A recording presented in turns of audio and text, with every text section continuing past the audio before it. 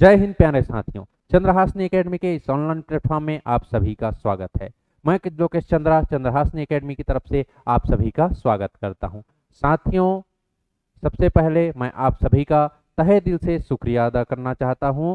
आप सब लोगों ने हमारी इस टेस्ट सीरीज को इतना प्यार दिया, इतना भरोसा दिखाया, इसके लिए पूरी हमारी टीम की तरफ से आप सभी को बहुत बहुत धन्यवाद। आज हमारा आखिरी टेस्ट है। ये पुलिस आरक्षक भर्ती का अंतिम मेगा टेस्ट है, जो कि 5वां मेगा टेस्ट है। साथियों, अब आपको क्या करना है? अब आपको केवल और केवल आकलन करना है। अब समय कम है, धीरे धीरे एग्जाम का डेट पास आते जा रहा है, तो अब खुद का आकलन कीजिए। आप केवल और केवल ऐसा प्रैक्टिस कीजिए जो आपको एग्जाम में बेनिफिट दिलाए, और वो प्रैक्टिस क्या होना चाहिए? आपका क्वेश्चन सॉल्व करना। ठीक है, अधिक से अधिक क्वेश्चन सॉल्व कीजिए, उससे रिलेटेड कॉन्सेप्ट को पढ़िए, तब जाके आपका सिलेक्शन होगा, आप एक अच्छे नंबर तक पहुंच पाएंगे। चलिए, आज जो है हम लोग आखिरी टेस्ट मेगा टेस्ट 5 का क्वेश्चन आंसर डिस्कस करते हैं। साथियों, और आप लोगों के लिए एक और सूचना है, चंद्रहासनी एकेडमी की तरफ से जो है राज्य का सबसे बेहतरीन टेस्ट सीरीज लॉन्च किया जा रहा है, जो ओरिएंटेड रहेगा सीजीपीएससी के ऊपर, पूर्णतः सीजीपीएससी पर आधारित रहेगा। आप उससे भी जुड़ना चाहते हैं तो जुड़ सकते हैं, उसका भी एक्सप्लेनेशन वीडियो आपके सामने लाया जाएगा। सीजीपीएससी का लेवल कैसा रहता है, कैसे क्वेश्चन आते हैं, सबका आकलन करके यह जो क्वेश्चन पेपर है यह डिजाइन किया जा रहा है। तो अधिक से अधिक संख्या में चंद्रहासनी एकेडमी के इस टेस्ट सीरीज में आप लोग भाग लीजिए, और सीजीपीएससी की तैयारी कर रहे हैं तो स्वयं का आकलन कीजिए। चलिए शुरू करते हैं आज का पहला क्वेश्चन। छत्तीसगढ़ को संभाग का दर्जा प्रथम बार कब दिया गया? तो छत्तीसगढ़ को संभाग का दर्जा कब दिया गया है? तो पहला ऑप्शन है 1861, 1862, 1905, 1865। तो इसका राइट आंसर होगा 1862। 1862 में छत्तीसगढ़ को क्या का दर्जा दिया गया था? संभाग का दर्जा दिया गया था। ठीक है, और यहाँ के जो डिप्टी कमिश्नर बनाए गए थे उनका नाम क्या था? तो चार्ल्स एलियट। डिप्टी कमिश्नर का नाम क्या था जी? Charles Elliot. चार्ल्स एलियट इनका नाम था। 1862 में मध्य प्रांत में कुल 5 संभाग बनाए गए थे, जिसमें छत्तीसगढ़ एक संभाग बना, मध्य प्रदेश में 2 संभाग बनाए गए, और महाराष्ट्र में 2 संभाग बनाए गए। महाराष्ट्र का एक संभाग बनाया गया था गोदावरी संभाग, जिसमें गोदावरी अपर, गोदावरी तालुका और बस्तर क्षेत्र शामिल थे। तो याद रखिएगा, बस्तर क्षेत्र जो है वो उस समय गोदावरी संभाग में शामिल किया गया था। क्लियर है, ना कि छत्तीसगढ़ संभाग में। 1861 में क्या हुआ था?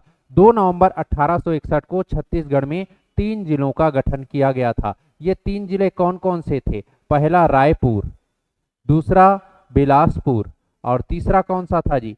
तीसरा था संबलपुर।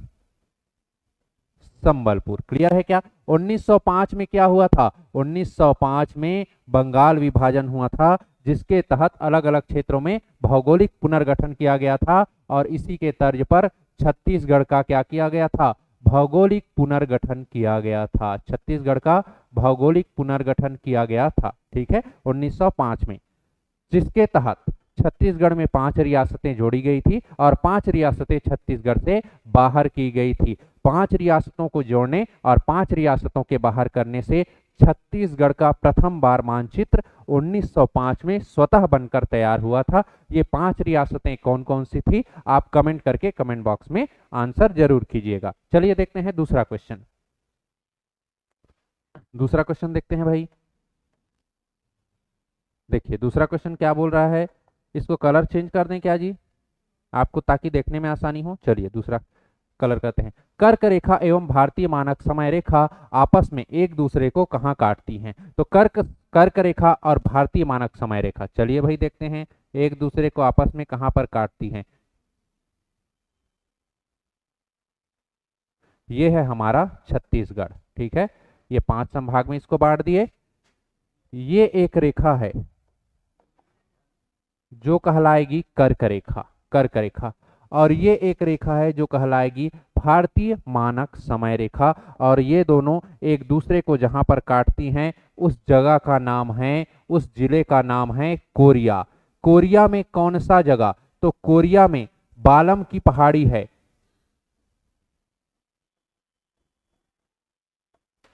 इस जगह में काटती हैं एक दूसरे को। तो इसका राइट आंसर क्या हो जाएगा? Option number A, Korea. ये जो कर्क रेखा है कितने जिलों से होकर गुजरती है? तो एमसीबी। और दूसरा कौन सा? कोरिया। तीसरा सूरजपुर और बलरामपुर। याद रखिए कर्क रेखा, ऐसा भी एग्जाम में क्वेश्चन पूछा गया है, कर्क रेखा छत्तीसगढ़ के कितने जिलों से होकर गुजरती है? आप कमेंट करके बताएंगे भारतीय मानक समय रेखा राज्य के कितने जिलों से होकर गुजरती है। अगला क्वेश्चन देखिए, क्वेश्चन नंबर 3। सरगुजा बेसिन का निर्माण किस प्रकार के शैल समूह से हुआ है? तो इसका एकदम बेसिक फंडा समझिए। आप पहले ऑप्शन पढ़ते हैं, धारवाड़, विंध्य, आर्कियन और गोंडवाना। तो इसका बेसिक फंडा क्या है जी? इसका बेसिक फंडा है, इसको हम एकदम ऐसे पढ़ें ताकि ये हमारे एग्जाम में क्या रहे? हेल्पफुल रहे। ठीक है,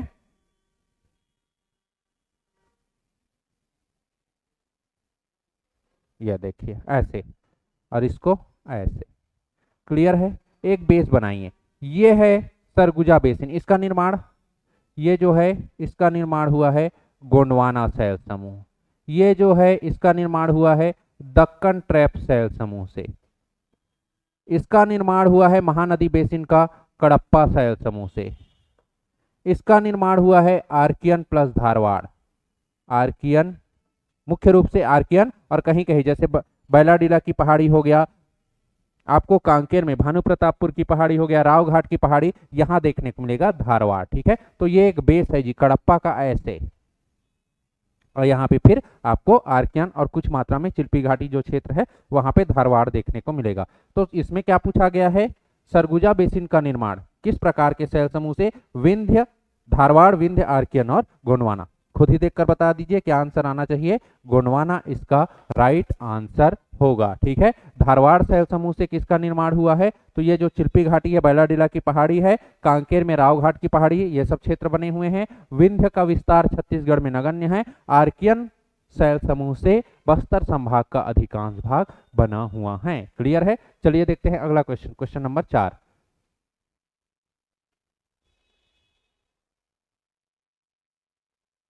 हाँ चलिए ठीक है, देखते हैं क्वेश्चन नंबर 4। निम्न में से किस मिट्टी में चूने की प्रधानता होती है? किस मिट्टी में चूने की प्रधानता होती है भाई?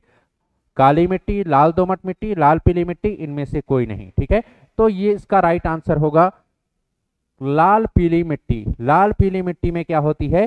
चूने की प्रधानता होती है। काली मिट्टी में किसकी प्रधानता होती है? टुकड़े की प्रधानता होती है।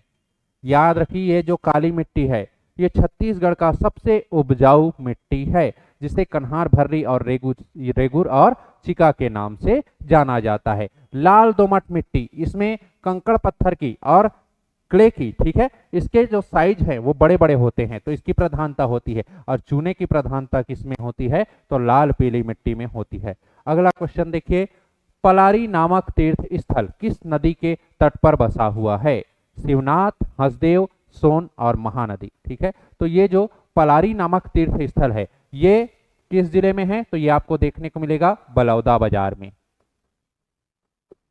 बलौदाबाजार। तो यहां से एक लॉजिक लगा सकते हैं, क्या बलौदाबाजार हसदेव नदी जाती है? नहीं जाती। क्या सोन नदी बलौदाबाजार जाती है? नहीं जाती। यहां से दो ऑप्शन आपके कट गए। ठीक है, शिवनाथ और महानदी दोनों में से कोई एक ही आंसर होगा। तो ये जो पलारी शहर है, पलारी शहर, ये वास्तव में महानदी के तट पर बसा हुआ एक शहर है, जहां आपको भगवान भोलेनाथ का एक मंदिर देखने को मिलेगा जो कहलाता है सिद्धेश्वर महादेव का मंदिर। कौन सा मंदिर जी? सिद्धेश्वर महादेव का मंदिर। शिवनाथ नदी के तट पर कौन सा शहर बसा हुआ है, फेमस शहर? तो ये है दुर्ग शहर। इसका राइट आंसर क्या होगा? महानदी, दुर्ग शहर। हसदेव नदी के तट पर कौन सा जी? चांपा पीथमपुर और कोरबा। चांपा पीथमपुर और कोरबा। ठीक है, आप कमेंट करके बताएंगे सोन नदी के तट पर कौन सा शहर बसा हुआ है। क्लियर है? सोनगंगा आप महातंत्र पढ़े हैं ना, क्या सोन नदी ये भी कमेंट करके बताएंगे क्या सोन नदी छत्तीसगढ़ में प्रवाहित होती है या नहीं होती है। अगला क्वेश्चन देखिए, प्रधानमंत्री कृषि सिंचाई योजना में छत्तीसगढ़ की कौन सी परियोजना शामिल है? तो प्रधानमंत्री कृषि सिंचाई योजना में छत्तीसगढ़ की कौन सी परियोजना शामिल है? तो इसमें कुल मिला के भारत में 99 परियोजनाओं को नामांकित किया गया है, जिसमें छत्तीसगढ़ की 3 परियोजनाओं को शामिल किया गया है। ये 3 परियोजनाएं कौन कौन सी हैं? तो पहला परियोजना केलो परियोजना, दूसरा परियोजना मनियारी परियोजना या इसी को खुड़िया परियोजना कहा जाता है या इसी को राजीव गांधी परियोजना कहा जाता है, और तीसरा है खारंग परियोजना। कौन सा परियोजना? खारंग परियोजना। देखिए इन तीनों में से जो सा भी नाम दिया रहेगा वो इसका राइट आंसर होगा। तो इसमें कौन सा दिया हुआ है? ऑप्शन नंबर सी, मनियारी परियोजना। ये जो है प्रधानमंत्री कृषि सिंचाई परियोजना में शामिल एक छत्तीसगढ़ की परियोजना है। क्लियर है क्या जी? चलिए देखते हैं अगला क्वेश्चन। एक मिनट, इसको बंद करते हैं गेट को।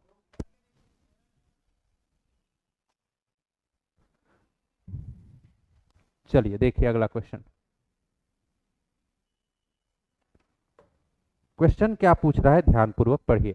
गड़िया पहाड़ राज्य के किस भौगोलिक प्रदेश में स्थित है? महानदी बेसिन, पूर्वी बघेलखंड का पठार, दंडकारण्य का पठार और जसपुर सामरी पाट। ठीक है, गड़िया पहाड़ ये कहां है?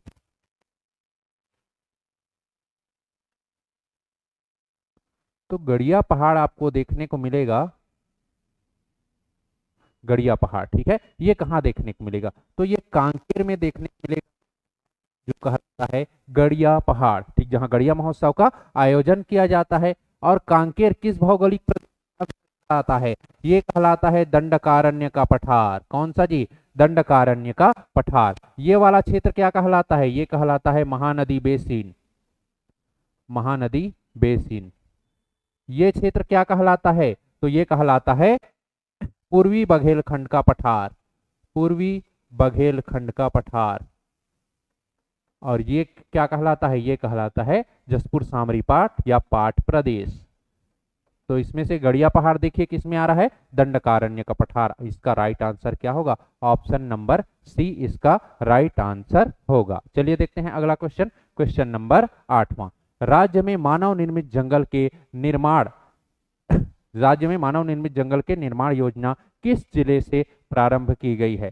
ध्यान से पढ़िए, मानव निर्मित जंगल बोला है, तो मानव निर्मित जंगल के निर्माण की योजना जो है वो शुरू की गई है दुर्ग से।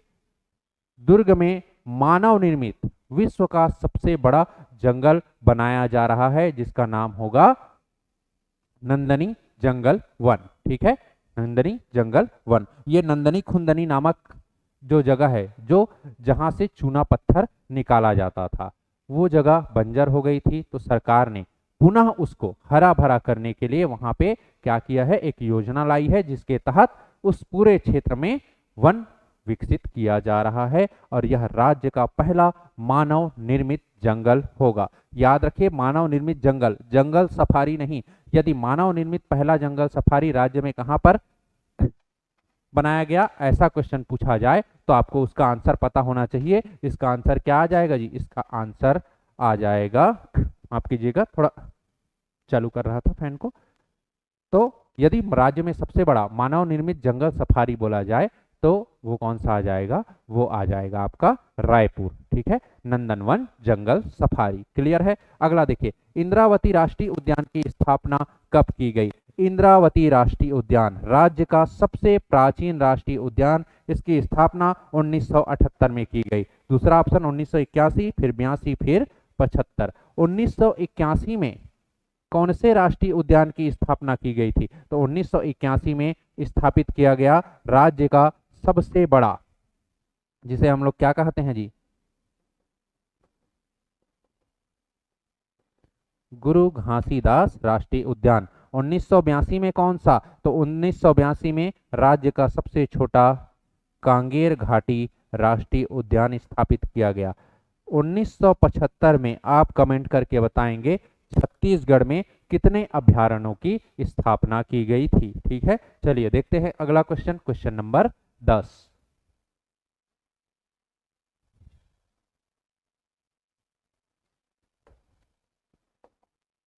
बेरिल खनिज पाया जाता है। ये जो बेरिल खनिज है मुख्य रूप से उन क्षेत्रों में पाया जाता है जहां पे गोंडवाना सेल समूह पाया जाता है, लेकिन कई इसके अपवाद भी हैं। क्लियर है जी, कई अपवाद भी हैं।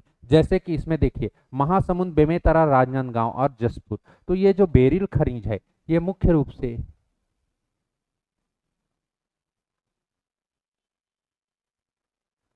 ये जसपुर में पाया जाता है, कोरिया में पाया जाता है, बीजापुर में पाया जाता है और सुकमा में पाया जाता है। इन क्षेत्रों में पाया जाता है। जसपुर एक यहाँ तो एक यहाँ, एक नीचे तो एक यहाँ, ठीक है, पूर्व पश्चिम, और ये क्या होगा जी, ये यहाँ पे नीचे और यहाँ पे दक्षिण। क्लियर है, क्या बन जाएगा?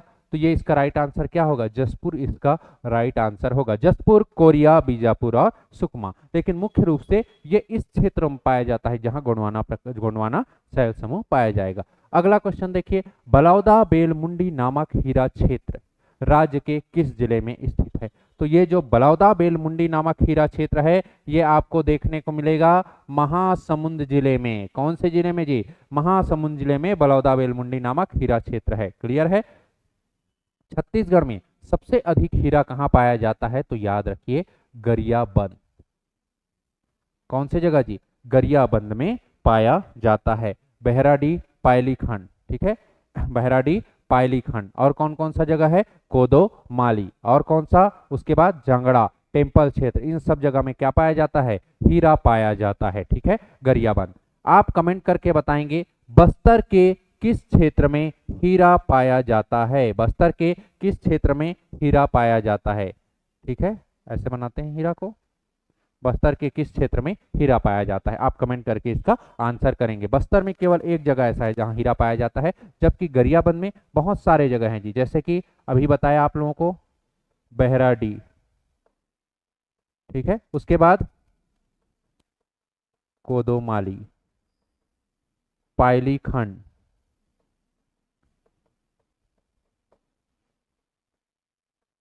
जांगड़ा, टेम्पल क्षेत्र। इन सब जगहों में क्या पाया जाता है? हीरा पाया जाता है। अगला क्वेश्चन देखिए, छत्तीसगढ़ में प्रसिद्ध करिया धुरुआ मेले का आयोजन किस जिले में किया जाता है? तो छत्तीसगढ़ का प्रसिद्ध करिया धुरुआ मेला ये कहाँ आयोजित किया जाता है? महासमुंद, रायगढ़, धमतरी और कबीरधाम। यदि आपको आंसर पता है तो आंसर कमेंट जरूर कीजिएगा। ये पाया जाता है कहाँ? ये आयोजित किया जाता है कहाँ? महासमुंद जिले में। महासमुंद जिले के कौन से स्थान पर? तो अर्जुनी में। ये वास्तव में इसके पीछे एक कहानी है। ऐसा कहा जाता है कि पुराने समय में करिया धुरवा और करिया धुरवाइन का विवाह होना था, जिसमें सारे देवता शामिल हुए थे। इस समय 6 महीने का दिन और 6 महीने की रात हुआ करती थी। बाराती जो है, रात को शादी होना तय किया गया। रात को पूरा बाराती निकली और जो बाराती वापस जा रही थी तो कुछ देर के लिए विश्राम करने के लिए इस जगह में रुकी।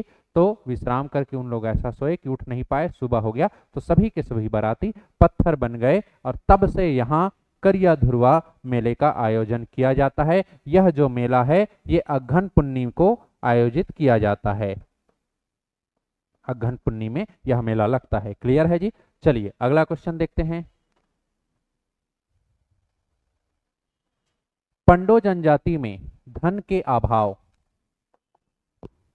में वर द्वारा अंगूठी पहनाकर वधु से विवाह किया जाता है। इस विवाह पद्धति को क्या कहा जाता है? तो पंडो जनजाति ये तो छत्तीसगढ़ सरकार द्वारा घोषित एक विशेष पिछड़ी जनजाति है। दूसरी विशेष पिछड़ी जनजाति राज्य सरकार द्वारा घोषित कौन सी है? आप कमेंट बॉक्स में आंसर करेंगे। इसमें क्या पूछा गया है? धन के अभाव में जब पंडो जनजाति के वर के पास धन नहीं रहता है तो वो केवल और केवल वधु को अपने घर ले आता है मात्र अंगूठी पहनाकर, और यह जो है कहलाता है बरोखी विवाह। कौन सा विवाह? बरोखी विवाह। दूसरा विवाह कांड विवाह, यह जो है राज्य सरकार द्वारा घोषित विशेष पिछड़ी जनजाति द्वारा किया जाता है, बिंझवार जनजाति द्वारा किया जाता है। विशेष पिछड़ी जनजाति कौन सी? भुंजिया जनजाति। इसमें क्या किया जाता है? लड़कियों के रजस्वला होने के पूर्व या फिर मासिक धर्म आने के पूर्व उनका बाण के साथ या फिर तीर के साथ विवाह कराया जाता है, यही कहलाता है कांड विवाह। यदि ऐसा नहीं हो पाता तो लड़की का फिर सामान्य विवाह नहीं किया जाता है। ढोको विवाह और गंधर्व विवाह क्या होता है, आप इसका आंसर कमेंट करके बताएंगे। ठीक है, चलिए अगला क्वेश्चन देखिए। छत्तीसगढ़ का दूसरा साइंस पार्क कहाँ बनाया गया है? सुकमा, रायपुर, बस्तर, धमतरी। तो छत्तीसगढ़ का जो दूसरा साइंस पार्क है ये रायपुर के माना में बनाया गया है। कहाँ जी? रायपुर के माना। जी हाँ, वही माना जहां छत्तीसगढ़ का पहला एयरपोर्ट, ठीक है, स्वामी विवेकानंद हवाई अड्डा है। यहीं पे छत्तीसगढ़ का दूसरा क्या बनाया गया है? साइंस पार्क, हवाई अड्डा। ठीक है, यहां पे छत्तीसगढ़ का दूसरा। तो छत्तीसगढ़ का पहला साइंस पार्क कहां बनाया गया? छत्तीसगढ़ का पहला साइंस पार्क बनाया गया है सुकमा में। यहां पे क्या बनाया गया है? छत्तीसगढ़ का पहला, फर्स्ट है ये। और सेकंड कहां है बोलने से ये रायपुर का माना चला जाएगा। अगला क्वेश्चन देखिए। 10 खिला जड़े है दरबार में पड़े है, पहेली का अर्थ है। ठीक है, तो इस पहेली का क्या अर्थ होगा? थाली, घड़ी, पतरी, जूता। तो इसका राइट आंसर होगा पतरी। क्या होगा जी? पतरी। 10 खिला जड़े है दरबार में पड़े है, राइट आंसर क्या होगा? पतरी। चलिए देखते हैं अगला क्वेश्चन, क्वेश्चन नंबर 16। सुमेलित कीजिए शासक और शासन क्षेत्र। ठीक है, इसमें एक साइड शासक दिया है, दूसरे साइड शासन क्षेत्र। शासक का क्या क्या नाम है? प्रसन्नमात्र, भीमसेन द्वितीय, स्कंदवर्मन, बहारेंद्र साय। शासन क्षेत्र रतनपुर, आरंग, मल्हार और पुष्करी। ठीक है, तो इसमें देखते हैं कौन सा ऑप्शन सही है। इसमें देखिए प्रसन्न मात्र का जो शासन क्षेत्र है ये कौन सा आएगा? प्रसन्न मात्र का शासन क्षेत्र है मल्हार। प्रसन्न मात्र ने स्वयं के नाम पर प्रसन्नपुर शहर की स्थापना की थी, निडला नदी के किनारे, जो वर्तमान में मल्हार के नाम से जाना जाता है। भीमसेन द्वितीय, इनका शासन क्षेत्र रहा आरंग। छत्तीसगढ़ के पहले क्षेत्रीय राजवंश के ये शासक हुआ करते थे, भीमसेन द्वितीय। स्कंदवर्मन नल वंश से संबंधित है, इनका शासन क्षेत्र है पुष्करी। और बहारेंद्र साय का शासन क्षेत्र है कौन सा? रतनपुर। रतनपुर से इन्होंने छुरी कोसगई स्थानांतरित किया था अपनी राजधानी को। 3 2 4 1, 3 2 4 1, ये गलत है, ये 3 2 4 1 होना चाहिए। ऑप्शन नंबर सी इसका राइट आंसर होगा। क्लियर है? अगला क्वेश्चन देखिए। केसरी बेड़ा अभिलेख से किस शासक की जानकारी प्राप्त होती है? तो केसरी बेड़ा अभिलेख से हमको अर्थपति भट्टारक वर्सेस पृथ्वीसेन की जानकारी प्राप्त होती है। जबकि रिद्धिपुर अभिलेख से हमें किसकी? तो भवदत्त वर्मन की जानकारी प्राप्त होती है। महेंद्र सेन की जानकारी प्रयाग प्रशस्ति से प्राप्त होती है। तो ये रहा आपका राइट आंसर, अर्थपति भट्टारक। अगला क्वेश्चन देखिए, क्वेश्चन नंबर 18।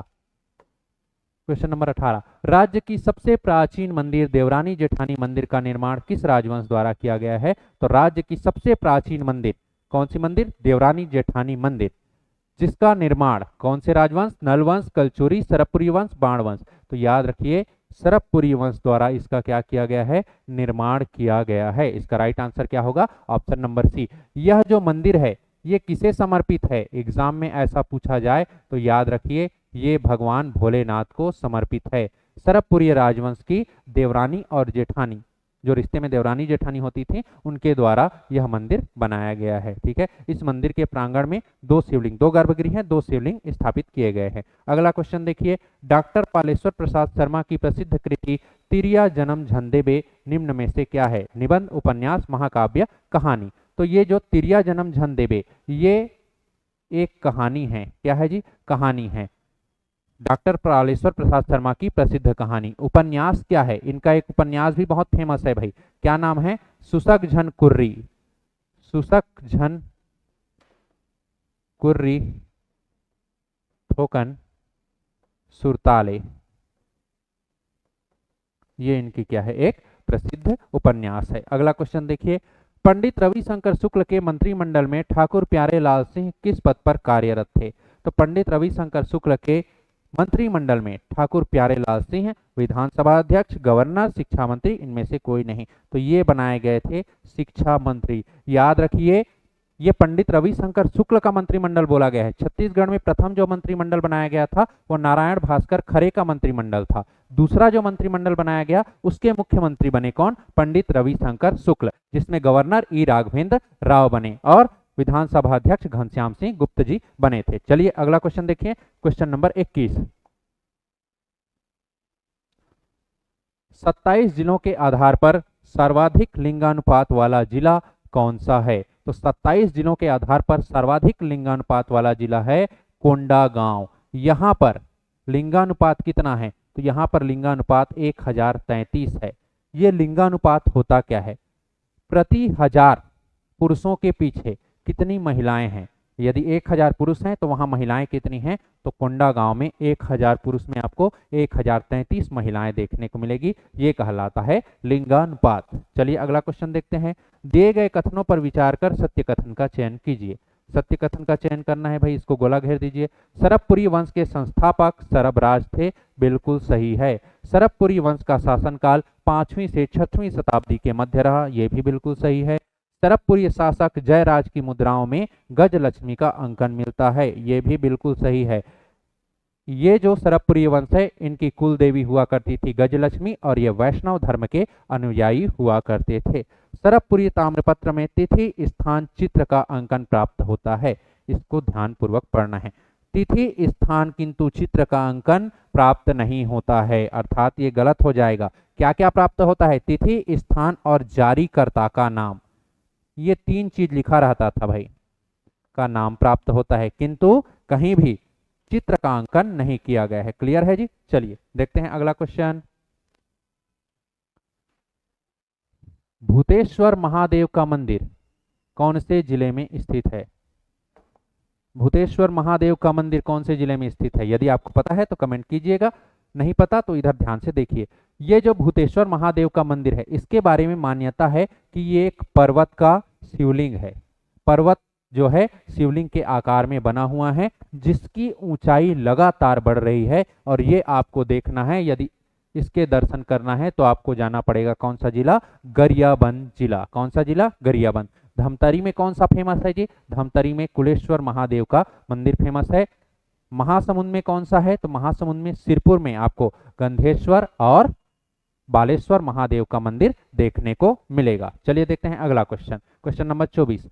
क्वेश्चन नंबर 24 कथन और कारण से संबंधित है जी। कथन क्या दिया गया है? 1983 ईस्वी में राज्य में उद्यंती, पामेड़, भैरमगढ़ नामक 3 अभ्यारण्य की स्थापना की गई। कारण, यह अभ्यारण्य वन भैंसों के संरक्षण एवं संवर्धन हेतु बनाए गए थे।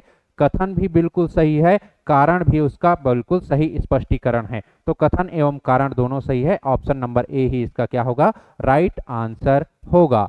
चलिए देखते हैं अगला क्वेश्चन, क्वेश्चन नंबर 25।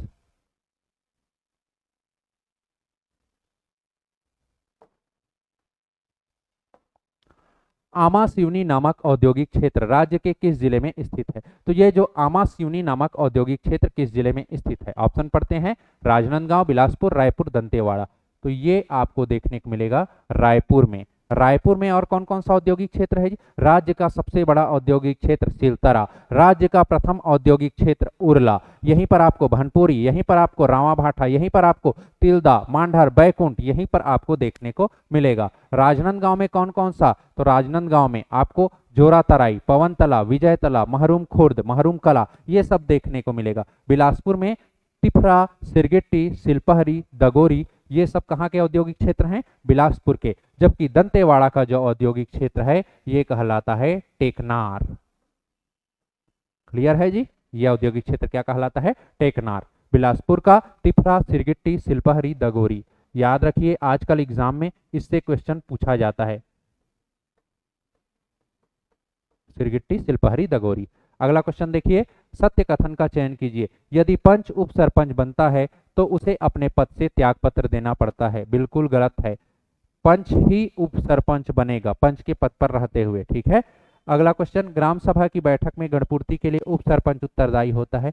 नहीं होता है। जो है ग्राम सभा की बैठक में गणपूर्ति के लिए मुख्य रूप से उत्तरदायी होता है वो होता है सरपंच। उप सरपंच की पंच एवं उप सरपंच के रूप में दोहरी भूमिका होती है, बिल्कुल सही है। वार्ड वालों के लिए पंच, पूरे गांव के लिए क्या है वो? उप सरपंच। क्लियर है? तो दोहरी भूमिका होती है, तो केवल 3 वार्ड वालों के लिए ऐसा नहीं खाली पंच, उप सरपंच उनके लिए भी होता है, लेकिन वो पंच के तौर पर चुना जाता है और उन्हीं में से एक को क्या बनाया जाता है? उप सरपंच बनाया जाता है। चलिए देखते हैं अगला क्वेश्चन, क्वेश्चन नंबर 27।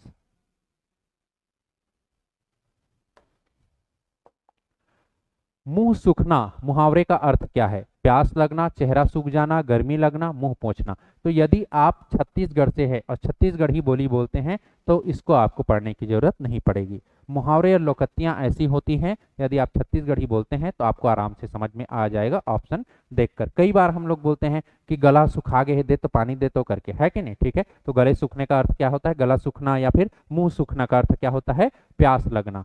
अगला क्वेश्चन देखिए, सुमेलित कीजिए। एक साइड खनिज है, दूसरा साइड खनिज क्षेत्र है। खनिज में क्या क्या है? कोयला, हीरा, गार्नेट, कोरंडम। खनिज क्षेत्र में बहराडी, देवभोग, धंगोल, पांच बहिनी। चलिए देखते हैं। कोयला, कोयला जो है ये पांच बहिनी क्षेत्र सरगुजा में पाया जाता है।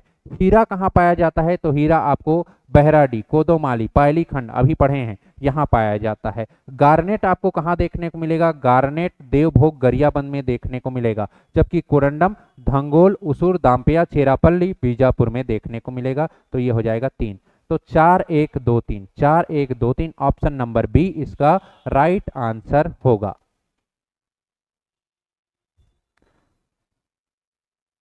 अगला क्वेश्चन देखिए, क्वेश्चन नंबर 29।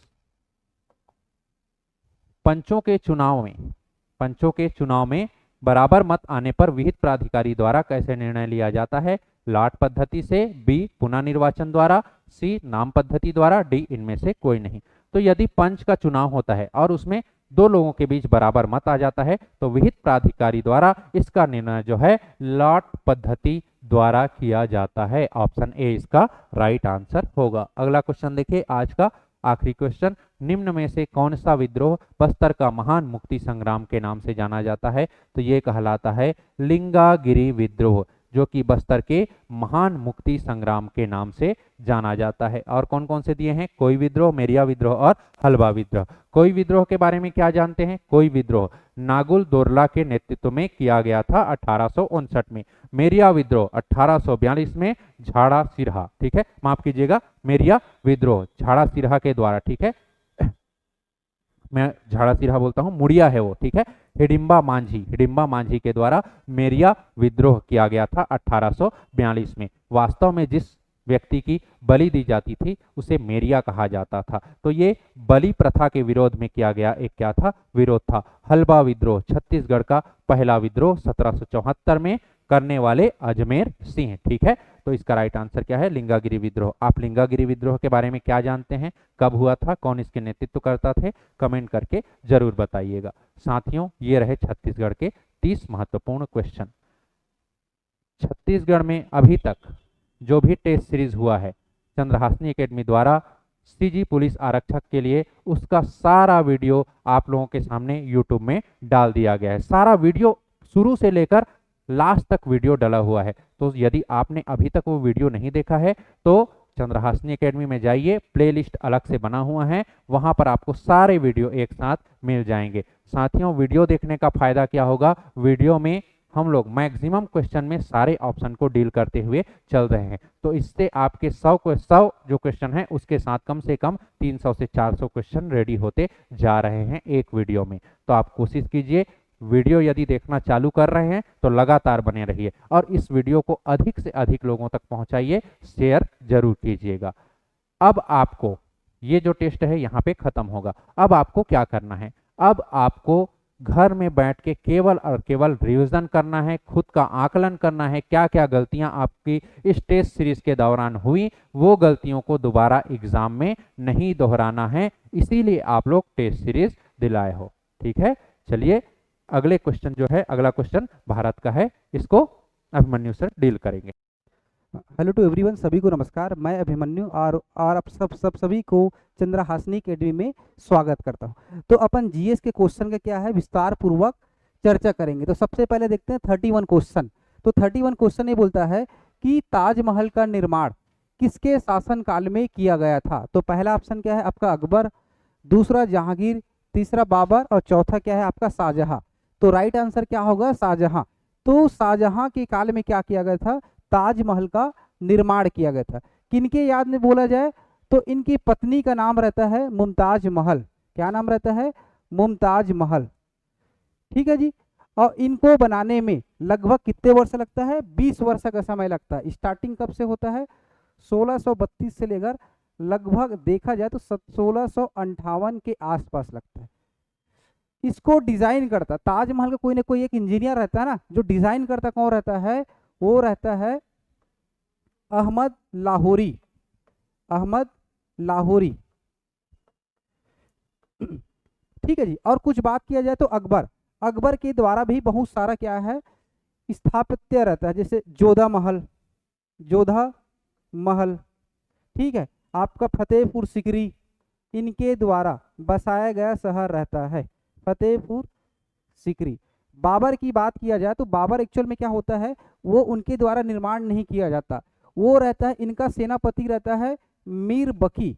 तो मीर बकी के द्वारा बाबरी मस्जिद का क्या किया गया था, निर्माण किया गया था।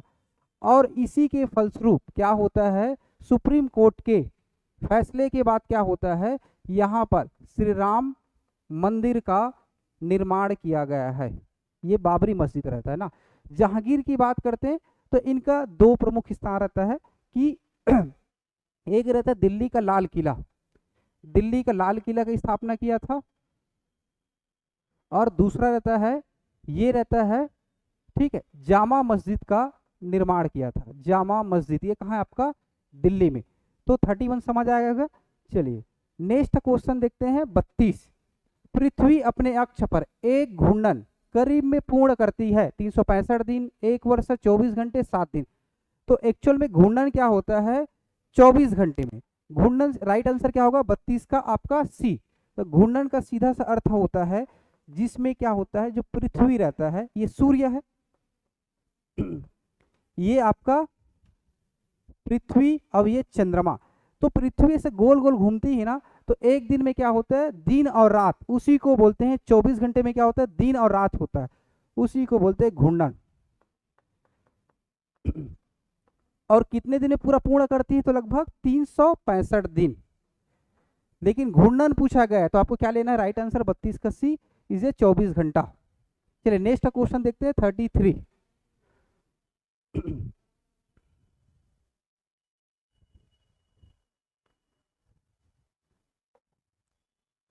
ठीक, 33 बोल रहा है कि क्रांतिकारी विचारों को जनक कहा जाता है। तो पहला ऑप्शन क्या है, विपिन चंद्रपाल, सेकेंड क्या है, भगत सिंह, थर्ड क्या है, चंद्रशेखर आजाद, और चौथा क्या है, महात्मा गांधी।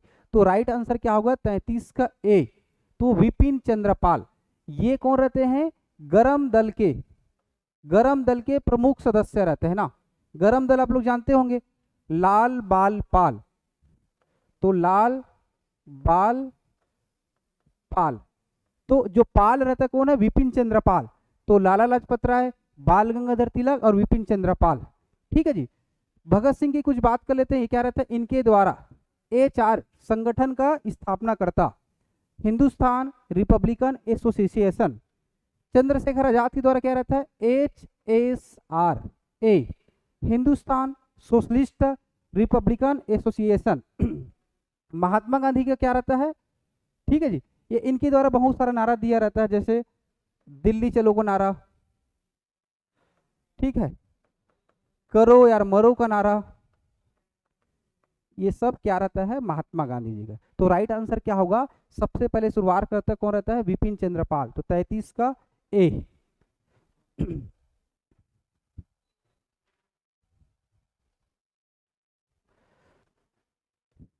चलिए नेक्स्ट क्वेश्चन देखते हैं 34।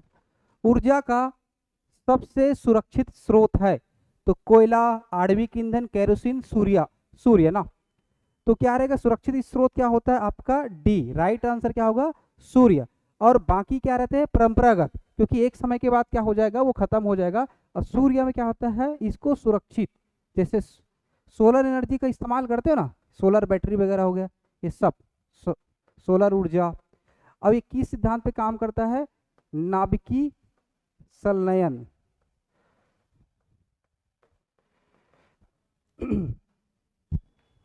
ठीक है, तो 34 का राइट आंसर क्या होगा डी।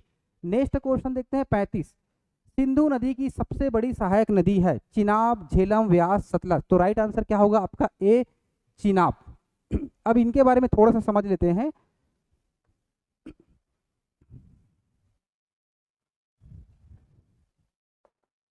तो 35 का क्या होगा, सिंधु की सबसे बड़ी सहायक नदी। तो राइट आंसर क्या होगा 35 का चिनाब। तो जैसे आप इंडिया का मैप देखते हैं, ठीक है जी, तो यहाँ से क्या होता है, सिंधु नदी का उद्गम होता है, ठीक है। और यहीं पर है आपका चिनाब, इसकी सहायक नदी, ठीक है जी। ऊपर से क्या आता है आपका झेलम, ये आपका सिंधु हो गया, ठीक है। और यहीं से आपका आता है सतलज, ये आपका सतलज नदी, ठीक है। यहीं पर आपका व्यास नदी, ठीक है। तो ये रहता है लगभग 1100 किलोमीटर के आसपास क्या है इनका लंबाई है, किनका, चिनाब।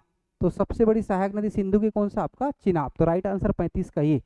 नेक्स्ट क्वेश्चन देखते हैं 36। निम्नलिखित में से प्रकाश का रंग किससे संबंधित है? तो तरंग दैर्घ्य, तरंग आवृत्ति, तीव्रता, और इनमें से कोई नहीं, ठीक है। तो राइट आंसर क्या होगा, तरंग दैर्घ्य, वेवलेंथ। ये क्या डिसाइड करता है कि प्रकाश का रंग कैसा होगा, नीला होगा, काला होगा, हरा होगा, जो भी होगा, ठीक है। तो राइट आंसर क्या होगा 36 का ए। चलिए नेक्स्ट क्वेश्चन देखते हैं 37। तो 37 क्वेश्चन बोल रहा है रंगोली भारत के किस राज्य की लोक कला शैली है? मतलब चित्रकला की बात कर रहे हैं, गुजरात, महाराष्ट्र, राजस्थान, इनमें से कोई नहीं। तो राइट आंसर क्या होगा आपका बी। महाराष्ट्र में क्या होता है, रंगोली, ये प्रमुखता होता है, बाकी राज्यों में होता है लेकिन मुख्यतः यहाँ पे माना जाता है, ठीक है जी। उसके बाद नेक्स्ट क्वेश्चन देखते हैं 38।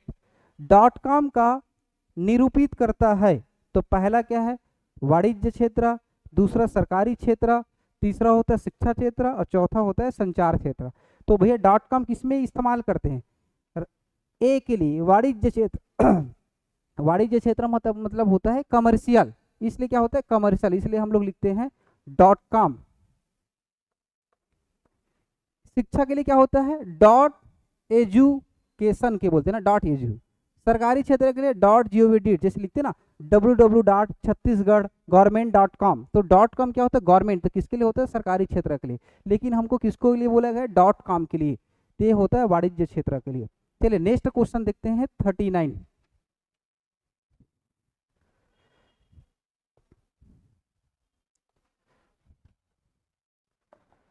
देख 39 क्वेश्चन क्या बोल रहा है, 1946 में स्थापित संविधानिक सभा में कितने सदस्य थे? तो 385, 280, 282, 345। तो राइट आंसर क्या होगा आपका ए। तो 385। अगर एग्जैक्ट बोला जाए तो कितने लोग रहते हैं, पहले 389 सदस्य रहते हैं, संविधान बनाने वाली सदस्यों की बात कर रहा हूं। तो इसमें 3 भाग में बांटा गया था, तो प्रांतों से, ठीक है, 292 रहते हैं, ठीक है जी। देसी रियासत से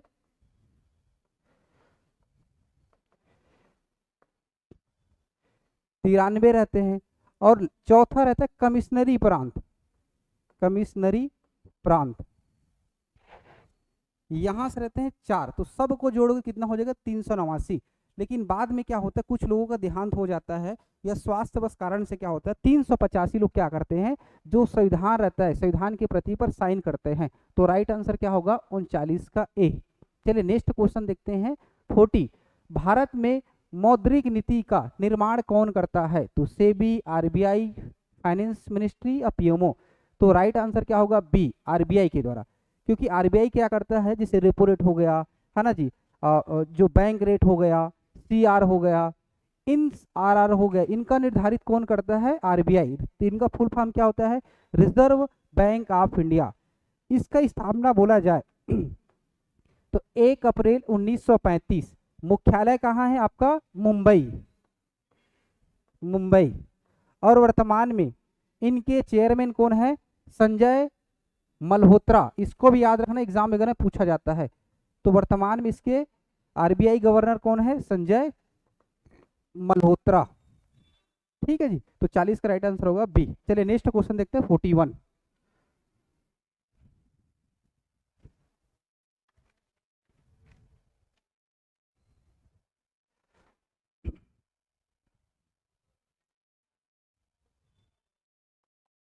देख 41 क्वेश्चन क्या बोलता है, भारत में राष्ट्रीयकृत बैंकों की संख्या कितनी है? राष्ट्रीयकृत मतलब सरकारी बैंक की बात बोला जा रहा है ना। तो 19, 11, 14, 12। तो राइट आंसर क्या होगा 12। जैसे राष्ट्रीयकृत मतलब सुनते हैं ना, जैसे SBI हो गया, पंजाब नेशनल बैंक हो गया, बैंक ऑफ बड़ौदा हो गया, ये सब क्या है 12, कुल राष्ट्रीयकृत बैंकों की संख्या 12 है। ठीक है, तो नेक्स्ट क्वेश्चन देखते हैं 42वां। ये सबसे ज्यादा इंपॉर्टेंट है क्योंकि आजकल क्या है सबसे ज्यादा ट्रेंड में है, चुनाव भी होने वाला है, तो इसके यहाँ से क्वेश्चन वगैरह पूछ सकता है। तो भारत के उपराष्ट्रपति के नामों को क्रम में व्यवस्थित कीजिए। नाम नहीं है, एक्चुअल में क्या है, इसके कार्यकाल के आधार पर क्रम से जमाना है। तो पहला जाकिर हुसैन, गोपाल स्वरूप पाठक, VV गिरी, BD जत्ती। तो एक्चुअल में क्या होता है, ध्यान सुनना, पहले अगर देखा जाए ऑप्शन के आधार पर मैं अलग ले रहा हूँ, पहले सर्वपल्ली राधाकृष्णन रहता है, सर्वपल्ली राधाकृष्णन। ठीक है, ये क्या रहते हैं, प्रथम उपराष्ट्रपति रहता है। ठीक है जी। दूसरा कौन रहता है आपका, जाकिर नाइक रहता है, जाकिर हुसैन। ठीक है जी। उसके बाद कौन रहता है आपका, VV गिरी, VV गिरी। उसके बाद कौन रहता है, गोपाल स्वरूप पाठक, GS पाठक इसको बोलते हैं, GS पाठक। और उसके बाद आपका रहता है पांचवा रहता है BD जत्ती, BD जत्ती। तो भैया ऑप्शन के आधार पर क्या देखना है, क्रमांक। तो पहले ऑप्शन देखते हैं, एक तो नहीं है तो इसको भूल जाओ, तो 2 3 4 5। तो पहले कौन है आपका, जाकिर हुसैन पहला, तो ये डिलीट हो जाएगा। उसके बाद क्या है, VV गिरी तीसरा, तो राइट आंसर क्या हो जाएगा, C। ठीक है, तो 1 3 2 4। ठीक है, इसको थोड़ा ज्यादा डिटेल में बताता हूँ ताकि यहाँ से बहुत सारा क्वेश्चन पूछा जाएगा। ठीक है, चलिए इसके बाद देखते हैं कुछ इसी के बारे में। देख, उपराष्ट्रपति के पद का उल्लेख क्या होता है, अनुच्छेद 63 के तहत, 63 के तहत क्या होता है, एक उपराष्ट्रपति होगा। ठीक है जी। और पद मुक्ति, जैसे जगदीप धनखड़ ने क्या दिया है, आर्टिकल 67 के तहत क्या दिया है, इस्तीफा, त्याग पत्र किसके तहत देता है, आर्टिकल 67 के तहत। लेकिन जो चुनाव होता है, चुनाव कौन से आर्टिकल के तहत होगा, आर्टिकल 68 के तहत। ठीक है जी। अभी क्या है, उपराष्ट्रपति का चुनाव होने वाला है, तो इसमें बीजेपी की तरफ से किसे नाम घोषित किया गया है, वो है CP राधा कृष्णन वर्सेस कौन रहेगा, सुदर्शन रेड्डी, सुदर्शन रेड्डी। तो मान के चलो चांसेस किनका है, बीजेपी का ही बन सकता है, तो CP राधाकृष्णन क्या हो सकते हैं, आपके अगले उपराष्ट्रपति बन सकते हैं। ये कौन सा नंबर का बनेगा, 15 नंबर का बनेगा। जो धनखड़ साहब कौन सा नंबर का रहता है, 14 नंबर का, जो इस्तीफा दिया। तो इसको भी याद रखना है और इसको भी याद रखना है क्योंकि एग्जाम वगैरह में यहाँ से ज्यादा पूछा जाएगा। तो जगदीप धनखड़ कौन सा नंबर का था आपका, 14 नंबर का। अब 15 नंबर का कौन है जो बनने वाला है, तो मान के चलो 99% कौन रहेगा, CP राधाकृष्णन। ठीक है जी। तो चलिए नेक्स्ट क्वेश्चन देखते हैं 43, इसका राइट आंसर C ले रहा है ना।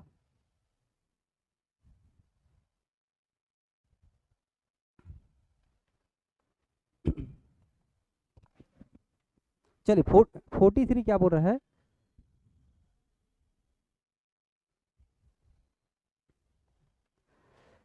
इसमें जो सूची दी है उसको मिलाना है। एक साइड क्या दिया गया है, धर्म के बारे में दिया गया है, और दूसरे साइड क्या दिया है, उसके धार्मिक पुस्तक के बारे में तो पहले जमाना है। ठीक है, इधर कुरान, इधर ईसाई दिया है, बाइबल इस्लाम दिया है, जातक सिख दिया है, गुरु ग्रंथ साहिब, इधर बौद्ध। तो सीधी सी मतलब कुरान की इनका पुस्तक है, इस्लाम धर्म। बाइबल कौन है, बाइबल बोलते हैं कौन सा, ईसाई। जातक क्या रहता है, बौद्ध धर्म को रहता है। गुरु ग्रंथ साहिब कौन सा रहता है, सिखों का। तो इसके आधार पर जमा लो यार। इसमें क्या है, एक देखना है C का 3rd, नहीं इसमें D का 3, तो D का 3 मतलब ये जम गया, मतलब राइट आंसर क्या होगा आपका B। तो 2 1 4 3, तो 43 का राइट आंसर क्या होगा B। चलिए नेक्स्ट क्वेश्चन देखते हैं 44।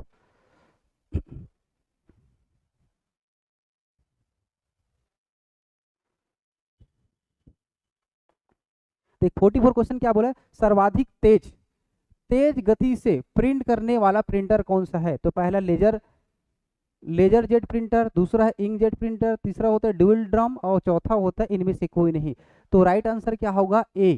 जो लेजर प्रिंटर रहता है वो सबसे तेज होता है ना, जैसे घर वगैरह में इस्तेमाल करते हैं ना, तो ज्यादातर लेजर प्रिंटर रहता है, तो सबसे स्पीड इनका ज्यादा रहता है।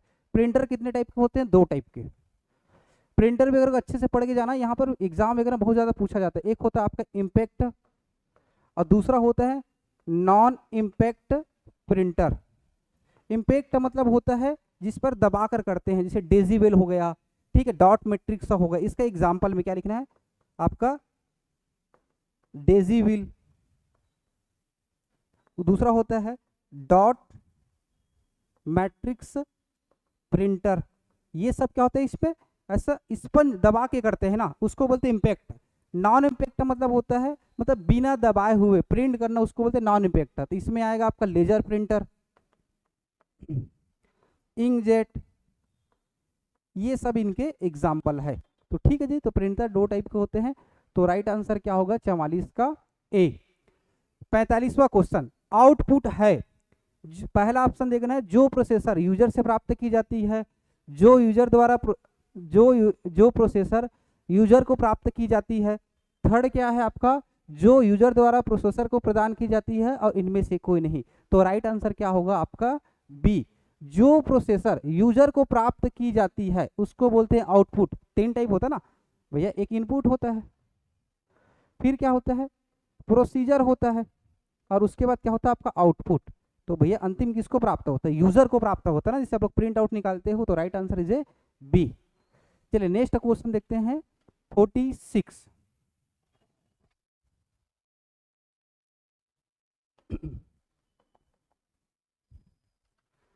देख 46 का क्वेश्चन क्या बोल रहा है, डिगबोई तेल रिफाइनरी तेल शोधक संयंत्र कहाँ है, अरुणाचल प्रदेश, असम, महाराष्ट्र, गुजरात। तो राइट आंसर क्या होगा आपका असम। असम में क्या होता है 1901 में सबसे पहले प्रथम तेल, जो डीजल पेट्रोल बोलते हैं ना, तेल शोधन संयंत्र का क्या स्थापना किया गया था अंग्रेजों के द्वारा। वो लोग रेल का पटरी बिछा रहे थे ना, तो एक समय क्या होता है वहां पे साल सैगून का कटाई कर रहे थे, तो जो हाथी रहता है उसके पैर में क्या होता है कुछ कीचड़ लग जाता है। फिर बाद में पता चलता है कि कीचड़ एक्चुअल में क्या रहता है तेल रहता है। फिर क्या होता है 1901 में पहली बार क्या होता है डिगबोई तेल रिफाइनरी सेंटर की स्थापना कहाँ की जाती है, असम। महाराष्ट्र में भी जानते हो बॉम्बे हाई, यहाँ पर भी क्या होता है बॉम्बे हाई से तेल का उत्पादन किया जाता है। गुजरात में बड़ा फेमस जगह जानते हो, ये सब तेल शोधन संयंत्र है ना, यहाँ से तेल निकाला जाता है खासकर अरब सागर वाले क्षेत्र से। अंकलेश्वर, अंकलेश्वर हो गया, अलिया बेट हो गया, दलिया बेट हो गया, ये सब क्या है तेल संयंत्र क्षेत्र है। अलिया बेट आपका है, दलिया बेट, इन सब को याद रखे रहना ना। तो right answer is A B. ठीक है जी, नेक्स्ट क्वेश्चन देखते हैं 47।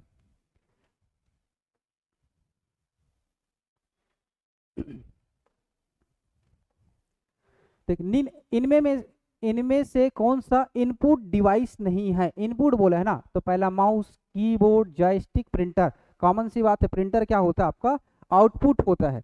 तो राइट आंसर इज डी, ये क्या है आपका आउटपुट है, और बाकी क्या है आपका इनपुट है। जॉयस्टिक जानते हो ना, गेम वगैरह खेलते होंगे, देखना आप लोग आजकल पबजी वगैरह खेलते हो, सब वही चीज है। ये सब क्या है इनपुट हो। ठीक है, तो राइट आंसर क्या होगा 47 is A D. Next question देखते हैं 48। निम्नलिखित में से किस एक जीव को किसान का मित्र कहा जाता है, तो चींटी, केचुआ, मधुमक्खी, तितली। तो राइट आंसर क्या होगा बी केचुआ, ये बोलते हैं अर्थवर्म बोलते हैं, अर्थवर्म इंग्लिश से बोलते हैं। और ये क्या रहते हैं केचुआ जानते हैं ना, छत्तीसगढ़ी में क्या बोलते हैं गेंगरुआ वगैरह बोलते हैं इसी को आप लोग।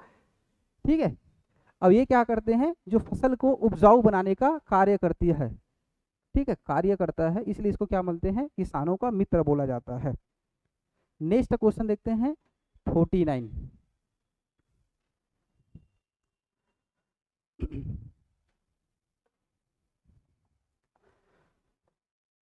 49 क्या बोल रहा है, मृदा प्रदूषण का क्या कारण है। तो ऑप्शन क्या है, पहला अम्ल वर्षा, दूसरा क्या है ओजेन, तीसरा क्या है एरोसाल, और चौथा क्या इनमें से कोई नहीं।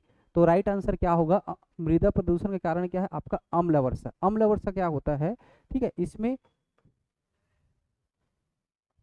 सल्फ्यूरिक अम्ल और नाइट्रिक अम्ल की मिलने से क्या बनता है अम्ल वर्षा। सल्फ्यूरिक अम्ल प्लस नाइट्रिक अम्ल, ठीक है, और जिसका भी पीएच मान 5 से कम होता है उसको क्या बोलते हैं, अम्ल वर्षा बोलते हैं ना। और इसके कारण क्या हो रहा है, जो ताजमहल है पीलापन, ताजमहल में क्या हुआ, जो संगमरमर का पत्थर है ना वो पीले रंग का होने का मेन रीजन यही है, पीला रंग। ठीक है, चलिए नेक्स्ट क्वेश्चन देखते हैं 50।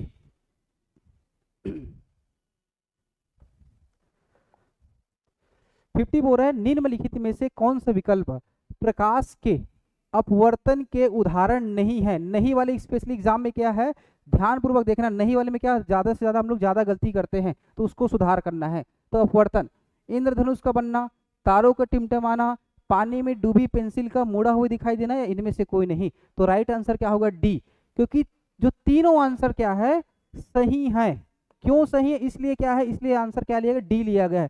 इन तीनों में क्या होता है, अपवर्तन का गुण पाया जाता है, मतलब ऐसा रहता है ना, जो भी प्रकाश आता है ये आएगा और ऐसे, तो ये जो मुड़ रहा है ये क्या हो रहा है, अपवर्तन होता है। ठीक है जी, तो तीनों में पाया जाता है, इसलिए राइट आंसर क्या होगा आपका, डी। तो आई होप आप लोग समझ आया होगा, और आप लोगों को ढेर सारी शुभकामनाएं, बढ़िया सेलेक्ट होके आना, अच्छे एग्जाम देना। ठीक है जी, और उसके बाद सब लोगों के साथ एक साथ मिलेंगे, तब तक के लिए धन्यवाद। ठीक है जी, जय श्री महाकाल। तो आज आप लोग देख रहे हैं चंद्रहासिनी एकेडमी के मेगा टेस्ट का पांचवा मेगा टेस्ट है, जो कि अंतिम प्रहार है। तो देखिए, यदि किसी सांकेतिक भाषा में CAT को DDY लिखा जाए तो उसी सांकेतिक भाषा में BIG को क्या लिखा जाएगा, CAT को क्या लिखा है, DDY। C का होता है 3, 3 में 1 बढ़ा के क्या लिख दिया है जी, 4 लिख दिया, यहाँ 1 बढ़ाया है, यहाँ पर बढ़ा दिया है 3 बढ़ा दिया है, 20 को 25 लिख दिया है, यहाँ 5 बढ़ा दिया है।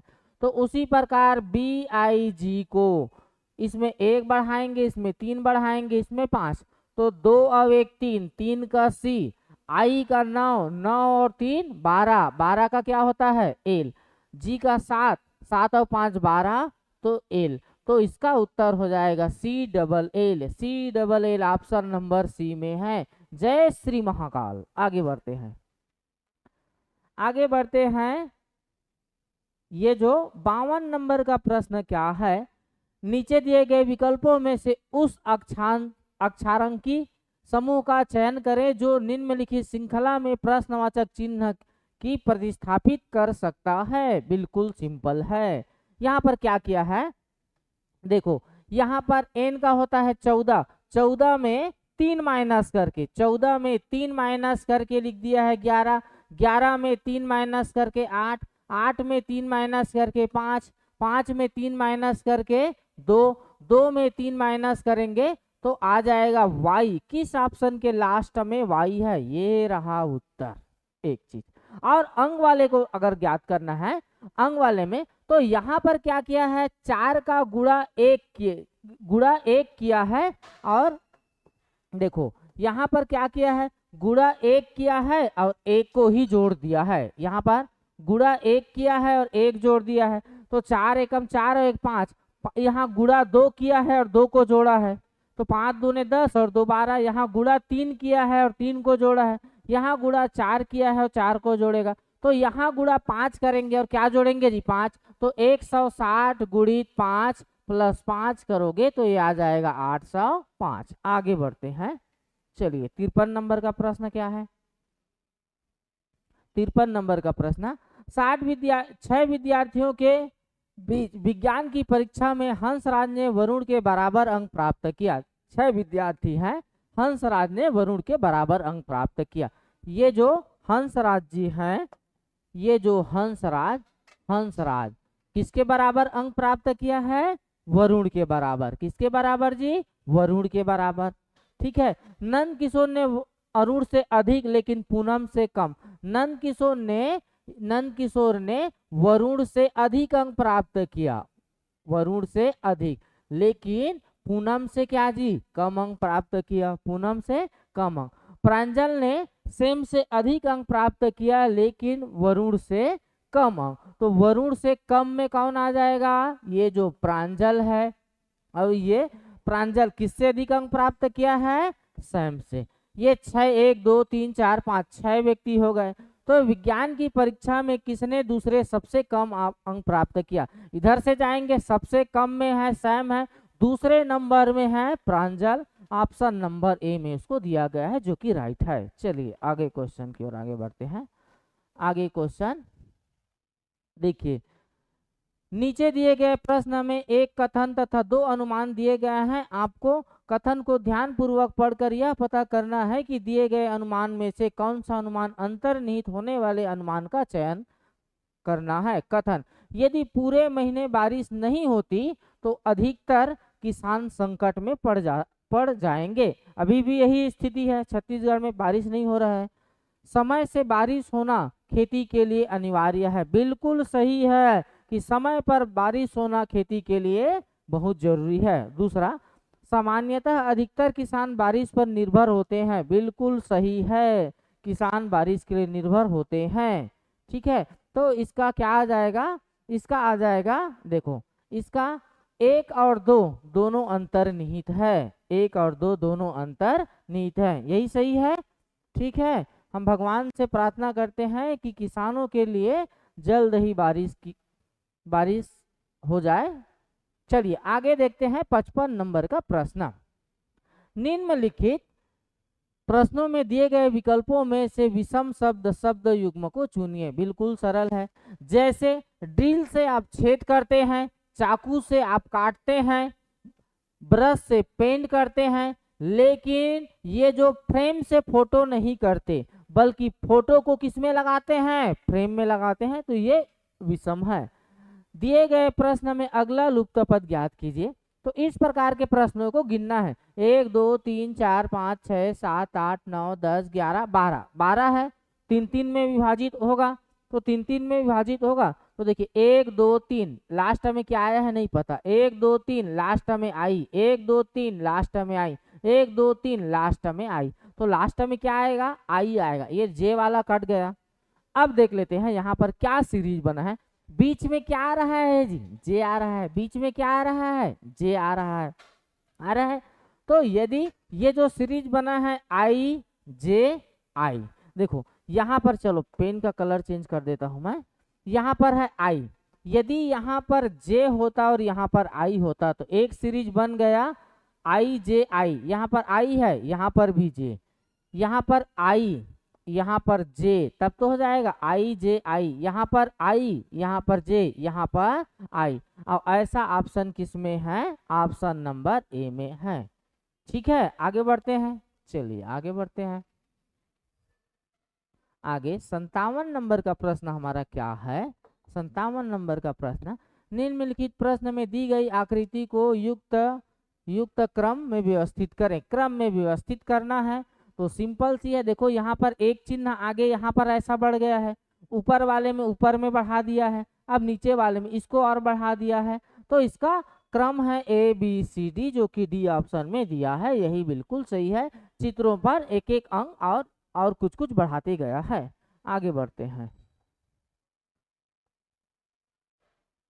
आगे इस प्रश्न की हम बात करें।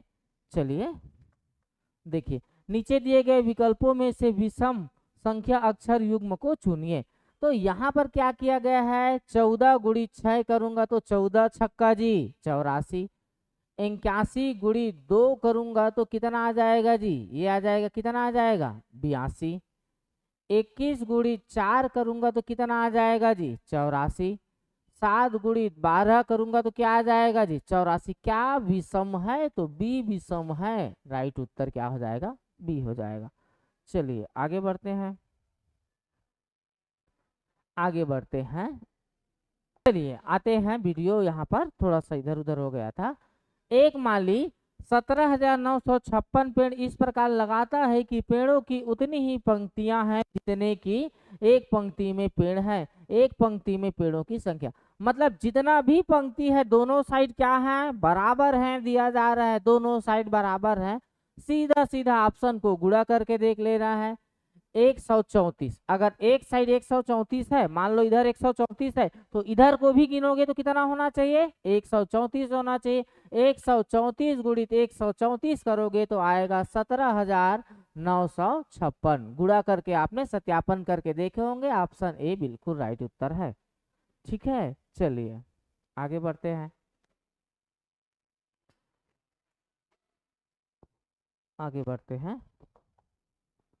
यदि a बराबर 1, a एंड d ये योग वाला है, इसका a का 1 और इसका n का 14 और d का कितना जी 4, तो 1 और 4 15 और 15 और 4 19, तो b 80, b का होता है 2, 1 का 1 और t का कितना होता है 20, सबको जोड़ूंगा तो होगा 23। बिल्कुल ऑप्शन नंबर डी में दिख रहा होगा आपको 23।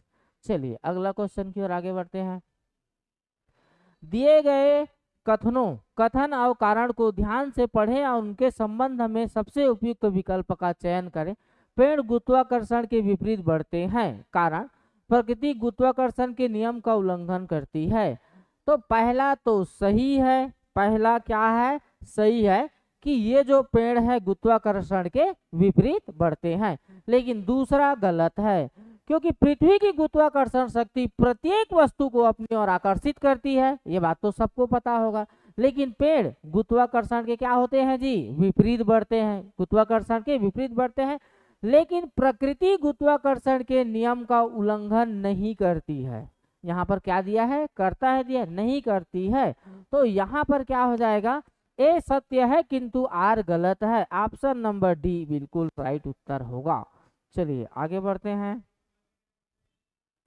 देखिए नीचे दी गई आकृति में कितने त्रिभुज हैं, त्रिभुज की संख्या ज्ञात करना है यहाँ पर। तो देखो 1 2 3 4 5 6, ये जो 6 हैं ये तो सबको दिख रहे हैं, 6 दिख रहे हैं सबको। और क्या क्या बनेगा, तो एक यहाँ से बनेगा जी ऐसे, ये कितना हो गया 7 हो गया। एक ये बड़ा वाला हो गया, कितना हो गया 7 हो गए। और कहाँ से बनेगा 7 हो गए, और कहाँ से बनेगा, तो और बनेगा 7 हो गए ना, और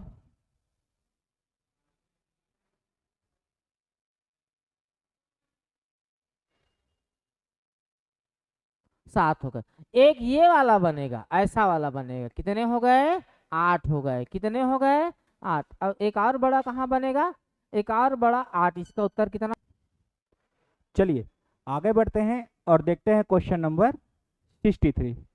क्वेश्चन नंबर 63 है, नीचे दिए गए प्रश्नों में 2 तर्क दिए गए हैं जिन्हें 1 और 2 क्रमांक दिया गया है। आपको यह तय करना है कि इनमें कौन सा तर्क प्रबल तर्क है। चलिए इसमें कथन दिया गया है आपको, क्या भारत में पटाखों के उत्पादन पर पूर्णतः प्रतिबंध होना चाहिए, यह आपका कथन है। उसके बाद देखिए आपको तर्क दिया गया है, नहीं यह हजारों श्रमिकों को रोजगार रहित कर देगा। दूसरा है, हाँ पटाखा निर्माता बड़े पैमाने में बाल श्रमिकों का इस्तेमाल करते हैं। चलिए यहाँ देखिए, अगर भारत में पटाखों के उत्पादन को पूर्णतः अगर बंद कर दिया जाए तो बिल्कुल सही है कि उसमें रोजगार क्या होगा, कमी होगा, रोजगार को क्या होगा, रोजगार रहित हो जाएगा। लेकिन यहाँ आपके कथन में कहीं नहीं दिया गया है कि यहाँ पे बाल श्रमिकों का इस्तेमाल करते हैं। मतलब आपका जो तर्क 1 है वो प्रबल है और बाकी क्या है, ये जो आपका तर्क 2 है उसका प्रबल नहीं है, क्योंकि वहां पे बाल श्रमिकों के बारे में कुछ नहीं कहा गया है। चलिए आगे बढ़िए और देखते हैं क्वेश्चन नंबर 64। क्वेश्चन नंबर 64 है, नीचे दिए गए प्रश्नों में दी गई 3 अंक की संख्या है। यहाँ पे आपको प्रश्न में 3-3 अंक की संख्या दिया गया है। प्रत्येक प्रश्न में पहले अंक में अगर 6 जोड़ दिया जाता है तो कितनी संख्या और पहला अंक दूसरे अंक से पूर्णतः विभाजित हो जाएगा। कहने का मतलब है आपको 3-3 अंक के बहुत सारे संख्याएं दिए गए हैं। अगर इसके प्रथम संख्याओं में क्या है, अगर 6-6 जोड़ दिया जाता है तो कौन ऐसे संख्या जो अपने दूसरे संख्या से पूर्णतः विभाजित हो जाती है। चलिए यहाँ पे आइए और देखिए, अगर इसका पहला अगर देखा जाए तो ये 3 अंकों की संख्या में पहला क्या है 2 है। अगर 2 में अगर 6 जोड़ दे तो 2 में 6 जोड़ेंगे तो ये 8 होगा। क्या 8 7 से डिवाइड होगा, नहीं होगा, तो यह क्या है पूर्णतः विभाजित नहीं होगा। चलिए दूसरा देखिए, अगर ये 4 है इसमें 6 जोड़ देंगे तो 10 क्या 6 से डिवाइड होगा, पूर्णतः नहीं होगा, तो यह भी क्या होगा पूर्णतः विभाज्य नहीं होगा। तीसरा संख्या देखिए, अगर 5 में अगर 6 जोड़ दे तो हो जाएगा 11 क्या 6 से डिवाइड होगा, ये भी गलत है। चलिए आगे बढ़िए, 4 में अगर 6 जोड़ देंगे तो 10 क्या 2 से डिवाइड होगा, 2 एकम 2 2 पंच 10, यह पूर्णतः विभाजित हो जाएगा, मतलब यह एक संख्या होगा।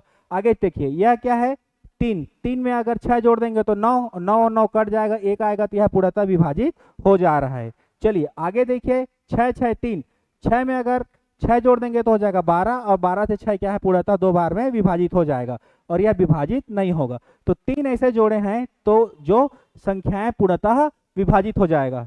तो कहाँ है 3? ऑप्शन आपके सी में दिया गया है। क्लियर है? चलिए आगे बढ़िए और देखते हैं क्वेश्चन नंबर 65। क्वेश्चन नंबर 65 है, निम्नलिखित प्रश्नों में उस विकल्प का चयन करिए जो दिए गए शब्दों को सही सही उसी क्रम में दर्शाता है जिस क्रम में अंग्रेजी शब्दकोश के दिखाई देंगे। कहने का मतलब है यह आपको अल्फाबेटिकल में आपको जमाना है कि ए पहले आएगा, उसके बाद बी आएगा, उसके बाद सी आएगा।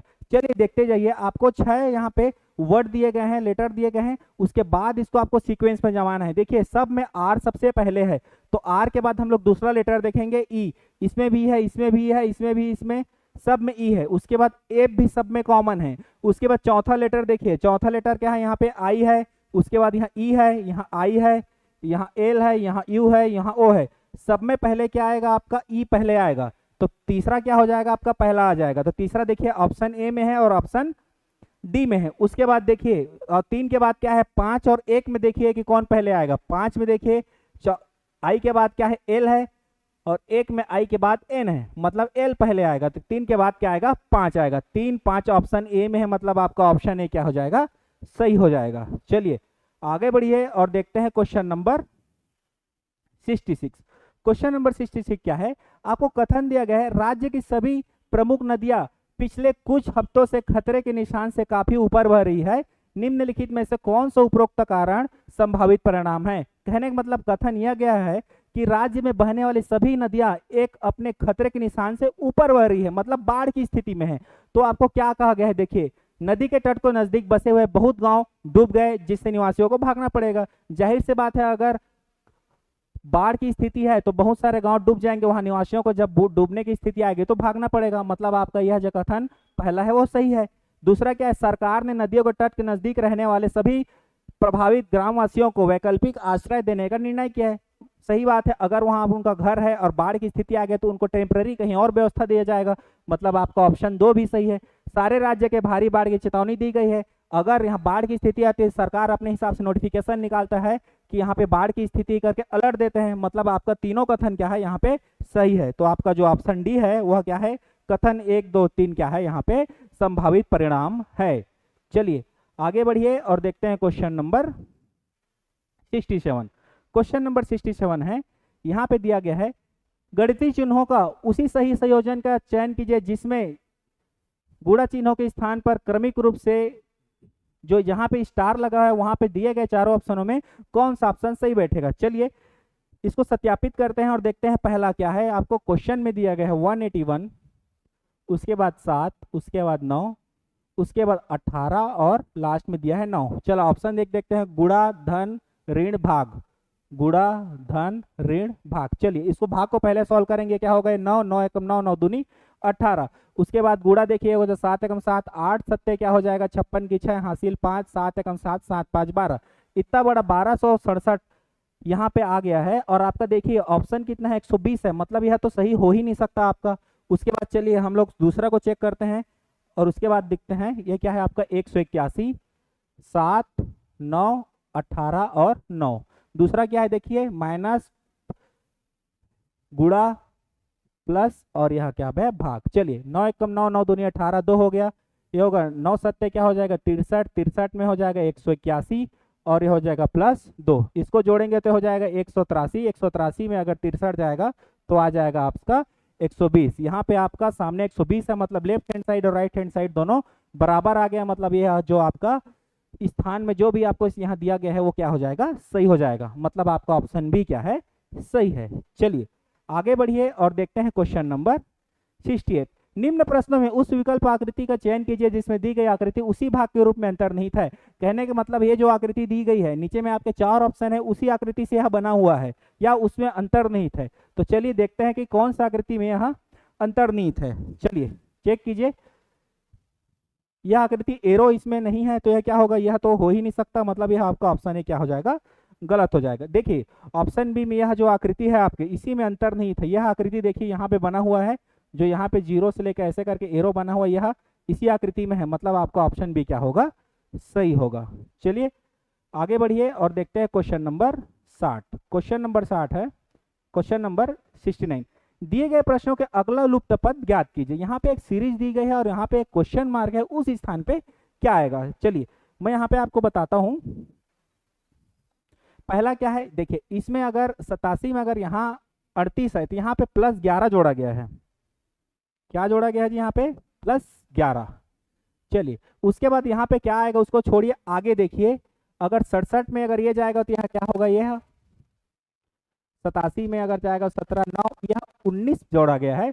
उसके बाद यहाँ पे यह आगे 23 जोड़ा गया है। तो यहाँ पे अगर ऐसे क्या किया जाए, +11 19 23 जोड़ा गया है, कहने का मतलब है कि ये सब अभाज्य संख्याओं को आगे जोड़ा जा रहा है। तो ऐसा बीच में और ऐसा कौन सा भाज्य संख्या है उसको ये छोड़ते जा रहे हैं। जैसे 13, अगर 38 में 13 अगर यहाँ पे जोड़ा जाए तो क्या होगा, 13 जोड़ा जाएंगे तो आ जाएगी 51। अगर 68 में अगर 17 घटा दें, ठीक है, यहाँ पे तो क्या होगा, तब भी 51 आएगा। मतलब यहाँ पे आपका 51 ही आएगा। कहने का मतलब है आपका 11 13 17 19 और ये 23, ये सारे क्या है, अभाज्य संख्या आ गया है और इसी को हर संख्या में जोड़ा गया है। मतलब यहाँ पे आपका उत्तर क्या हो जाएगा, ऑप्शन बी आपका क्या होगा, सही होगा। चलिए आगे बढ़िए और देखते हैं क्वेश्चन नंबर 70। क्वेश्चन नंबर 70 है, नीचे दिए गए प्रश्नों में प्रत्येक कथन और 2 पूर्वधाराएं दिए गए हैं। आप दिए गए कथन और उसके पूर्वधाराओं को ध्यान में लेकर उन दोनों पूर्वधाराओं में से किसी एक कथन में अंतर्निहित है। कहने का मतलब है 2 पूर्वधाराएं दिए गए हैं और कथन का एक ही में अंतर्निहित है, वह आपको चयन करना है।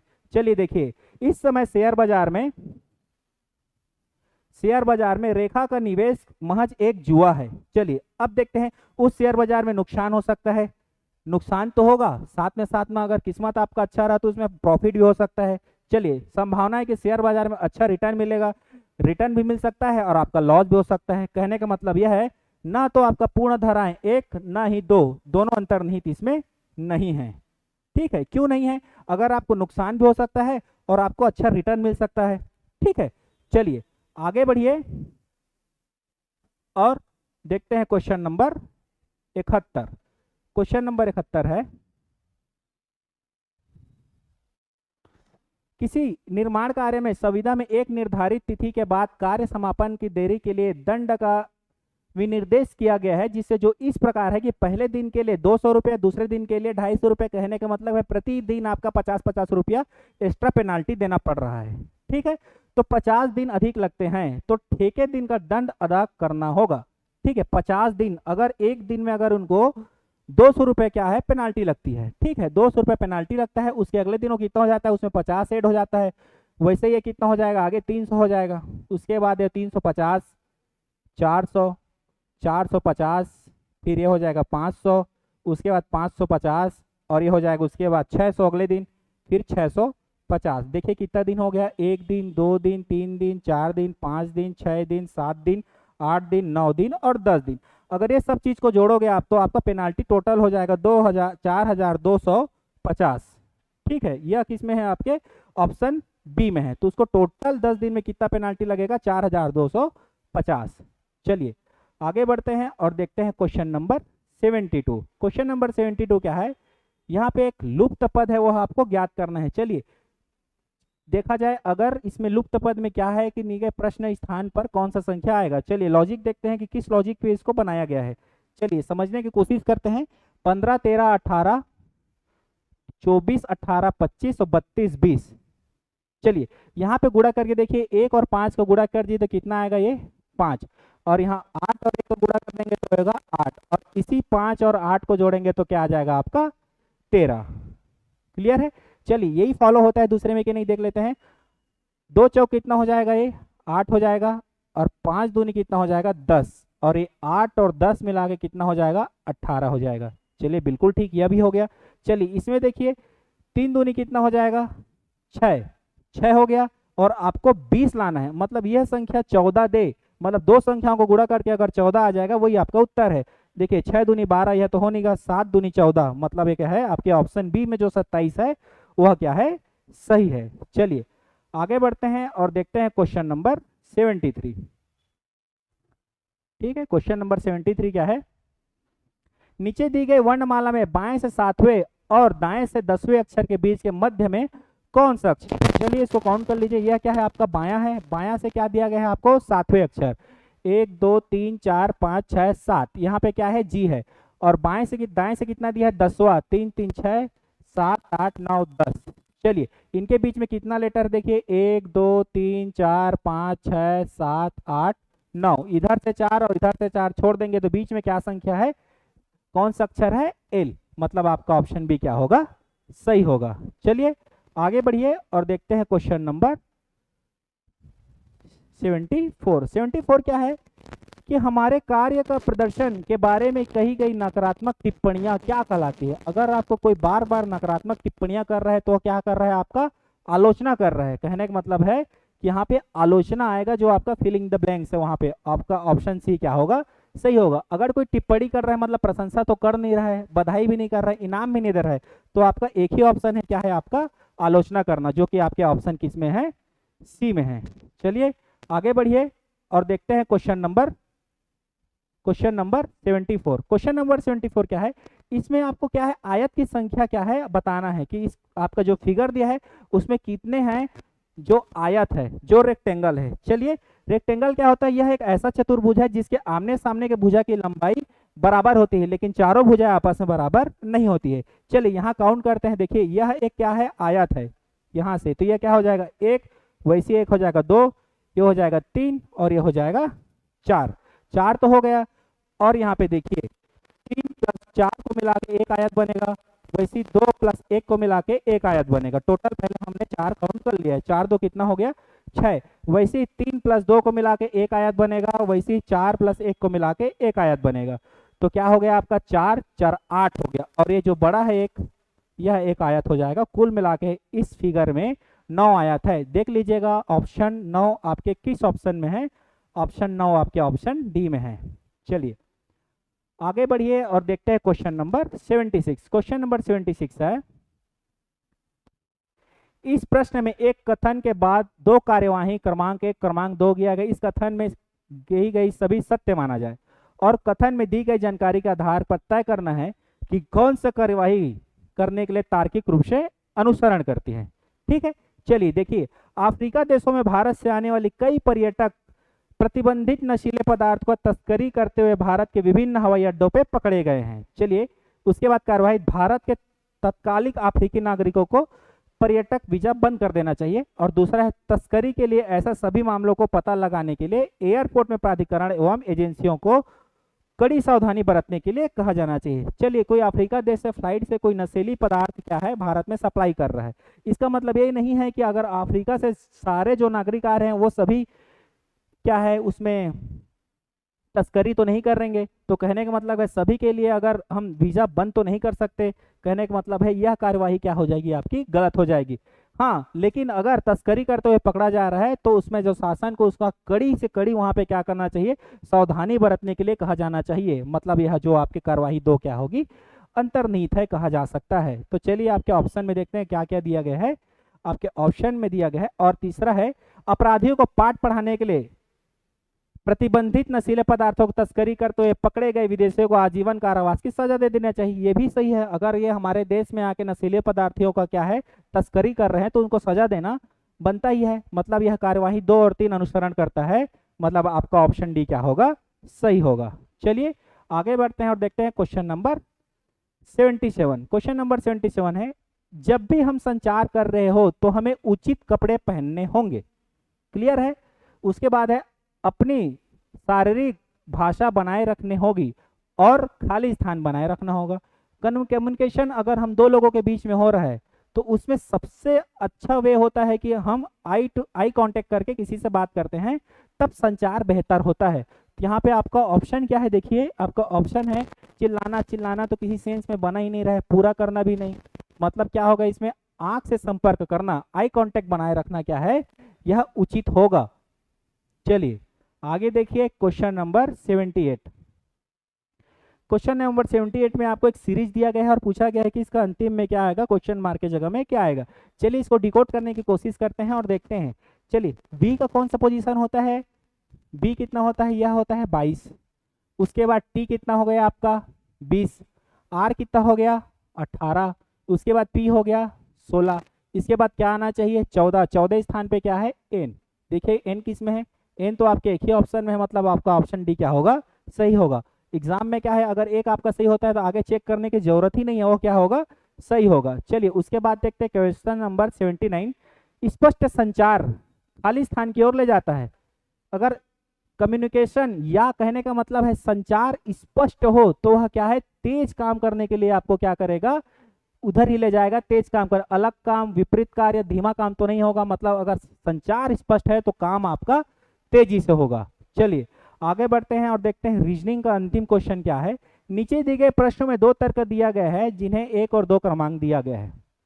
आपको यह तय करना है कि निम्न में से कौन सा तर्क प्रबल तर्क है। ठीक है, चलिए कथन देखते हैं क्या है। इस वर्ष ओडिशा में बाढ़ फसलों को व्यापक नुकसान हुआ है। उड़ीसा में क्या है बाढ़ आ गया है, उससे फसल क्या है व्यापक नुकसान हुआ है। इस वर्ष ओडिशा में खाद्यान्न के बम्पर उत्पादन हुआ है। ये तो गलत बात है, कहने का मतलब यह है कि बाढ़ में अगर नुकसान हुआ है तो बम्पर उत्पादन तो होगा ही नहीं। चलिए ये तो गलत है आपका पहला तर्क। इस वर्ष ओडिशा में फसल की बीमा दवाओं की संख्या में उल्लेखनीय वृद्धि देखी गई है। बिल्कुल उड़ीसा में अगर फसल बीमा हुआ होगा, अगर फसल से क्या है बाढ़ से अगर फसल खराब हुआ है तो बीमा की दवाइयों में उल्लेखनीय वृद्धि देखी गई होगी। कहने का मतलब यह है कि जो तर्क 1 है वो गलत है और तर्क 2 क्या है सही है। देखिए ऑप्शन क्या है केवल तर्क 2 प्रबल है। कहने का मतलब है कि यह आपका ऑप्शन बी होगा वह सही होगा।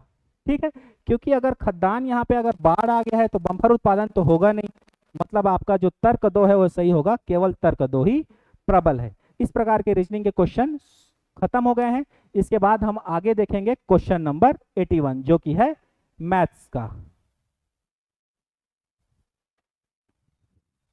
चलिए देखते हैं क्वेश्चन नंबर 81।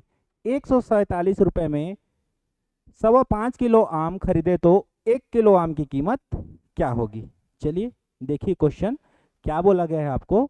5.25 किलो आम केजी आम कितने रुपए में खरीदा जाता है 147 रुपए में खरीदा जाता है। तो आपको पूछा गया है कि 1 किलो आम का मूल्य क्या होगा। तो इसको सॉल्व कर लीजिए। क्या होगा 5 चौक 20 और 21 क्या होगा 21/4 केजी बराबर कितना होगा जी आपका 147 रुपए। तो 1 केजी बराबर कितना हो जाएगा 1 केजी बराबर कितना हो जाएगा 147।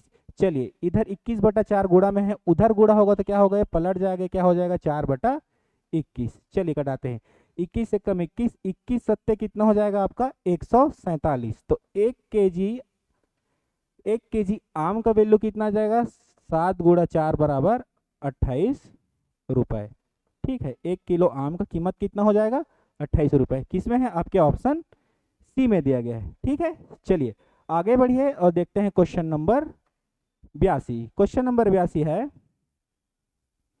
यदि किसी संख्या के 80% को 80 में जोड़ने पे परिणाम स्वयं संख्या प्राप्त होती है तो वह संख्या क्या होगी।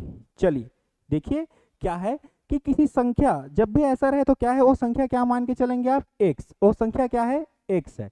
चलिए अगर इसी में एक बच्चा कमेंट किया था बोल रहा था कि हमेशा आप x ही क्यों मानते हो। जब भी क्वेश्चन में आपको एक्चुअल वैल्यू दिया रहेगा तभी आप क्या मानेंगे x मानेंगे, और जहीं आपको मूल्य का जिक्र ना हो वहां पे आप 100 मान के भी क्या कर सकते हैं क्वेश्चन को सॉल्व कर सकते हैं। चलिए देखिए x का क्या दिया गया है 80%। 80% क्या होगा 80 बटा क्या होगा 100 होगा को 80 में जोड़ने पर। चलिए इसमें 80 और जोड़ने पे क्या बोला गया है वह 100 संख्या क्या होती है प्राप्त होती है।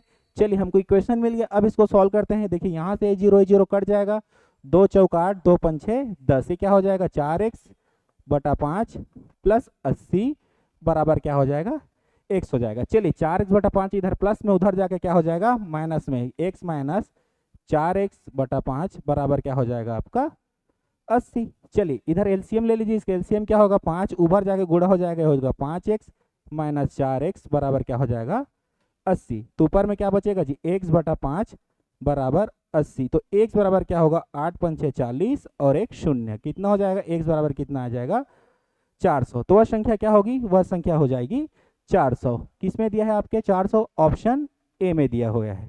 चलिए आगे बढ़िए देखते हैं क्वेश्चन नंबर अगला क्या है 83। चलिए 83 क्या है एक कुर्सी 3,000 रुपये में खरीदी गई तथा 6% की हानि से बेची गई तो उस कुर्सी का विक्रय मूल्य क्या है। चलिए देखिए, कोई कुर्सी को कितने में खरीदता है, सीपी कितना है जी, उसका कॉस्ट प्राइस कितना है 3,000 रुपये, ठीक है, 3,000 में खरीदता है और उसको कितना लॉस होता है जी, उसको 6% की क्या होता है, लॉस हो जाता है, उसको क्या हो जाता है, 6% की क्या हो जाती है, हानि हो जाती है। क्लियर है। चलिए, तो अब वो 6% की हानि होती है तो उसको किसमें क्या होगा, किसमें वो बेचेगा, कितने रुपए में बेचेगा, हमको क्या निकालना है, सेलिंग प्राइस हमको निकालना है। क्लियर है। चलिए, हमको दिया है कॉस्ट प्राइस कितना दिया है, हमको क्रय मूल्य दिया है 3,000 रुपये, उसको 6% का लाभ हुआ, हानि हुआ है तो कितना में बेचेगा, वो 94% में बेचेगा। क्लियर है। चलिए, 94% में बेचेगा तो चलिए इसको सॉल्व करते हैं, ये कटेगा, ये कटेगा, ये कटेगा और ये कटेगा। चलिए, 94 हो 30 से गुणा करेंगे कितना हो जाएगा, 3 चौक 12 की 2 हासिल 1, 27 और 1 28 और 1 0, कितना होगा जी 2,820 रुपये में क्या होगा, उसको बेचेगा। किसमें, आपके ऑप्शन बी में है, 2,820 रुपये। क्लियर है। चलिए आगे बढ़िए और देखते हैं क्वेश्चन नंबर 84। क्वेश्चन नंबर 84 है, कौन सी धनराशि साधारण ब्याज से 5 वर्ष में 520 और 7 वर्ष में 568 रुपये हो जाती है। चलिए, साधारण ब्याज में प्रति वर्ष जो ब्याज की रकम होता है वो क्या होता है, हर वर्ष क्या होता है, फिक्स होता है। और ब्याज क्या है, हर वर्ष, जैसे कि एक वर्ष में अगर आपको ब्याज 40 रुपये मिल रहा है तो दूसरे वर्ष में ब्याज आपको कितना मिलेगा, 40 रुपये ही मिलेगा। चलिए अब देखिए क्वेश्चन में आ जाइए, क्या दिया है आपको 5 वर्ष में, कितना दिया है 5 वर्ष में, 5 वर्ष में कितना उसको रुपए मिल रहा है, 520।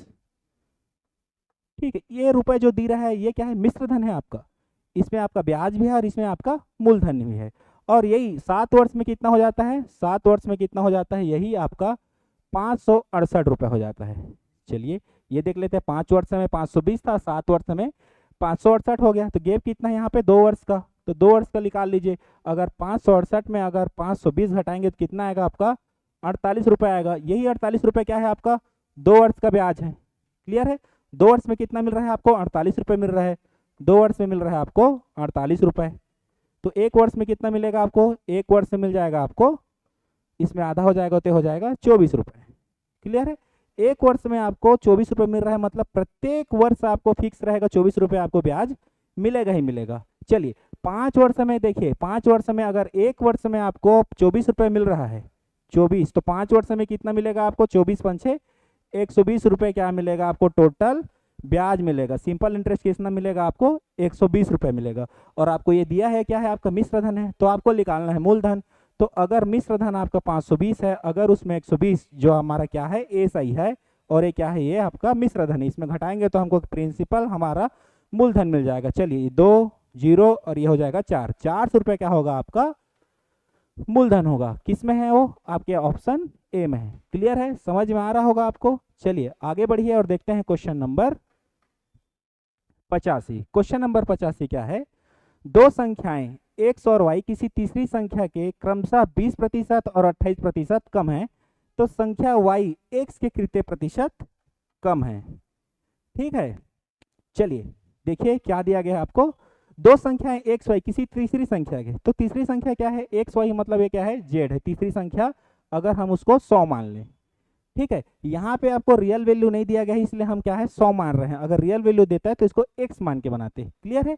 चलिए अगर इसका तीसरा कितना है जी, तीसरी संख्या अगर 100 है तो उसके क्रमशः x कितना 20% कम है, मतलब x कितना हो जाएगा 80 हो जाएगा। और y कितना है आपका 28% कम है, तो y कितना हो जाएगा, ये 72 हो जाएगा। क्लियर है। अब क्वेश्चन में आपको क्या पूछा गया है वो आप देखिए, क्या पूछा गया है, संख्या y x से कितना प्रतिशत कम है। देखिए कितना कम है, इससे कम है, अब ये 8 कम है, और किससे कम है, 80 से ही तो कम हुआ है जी, 72।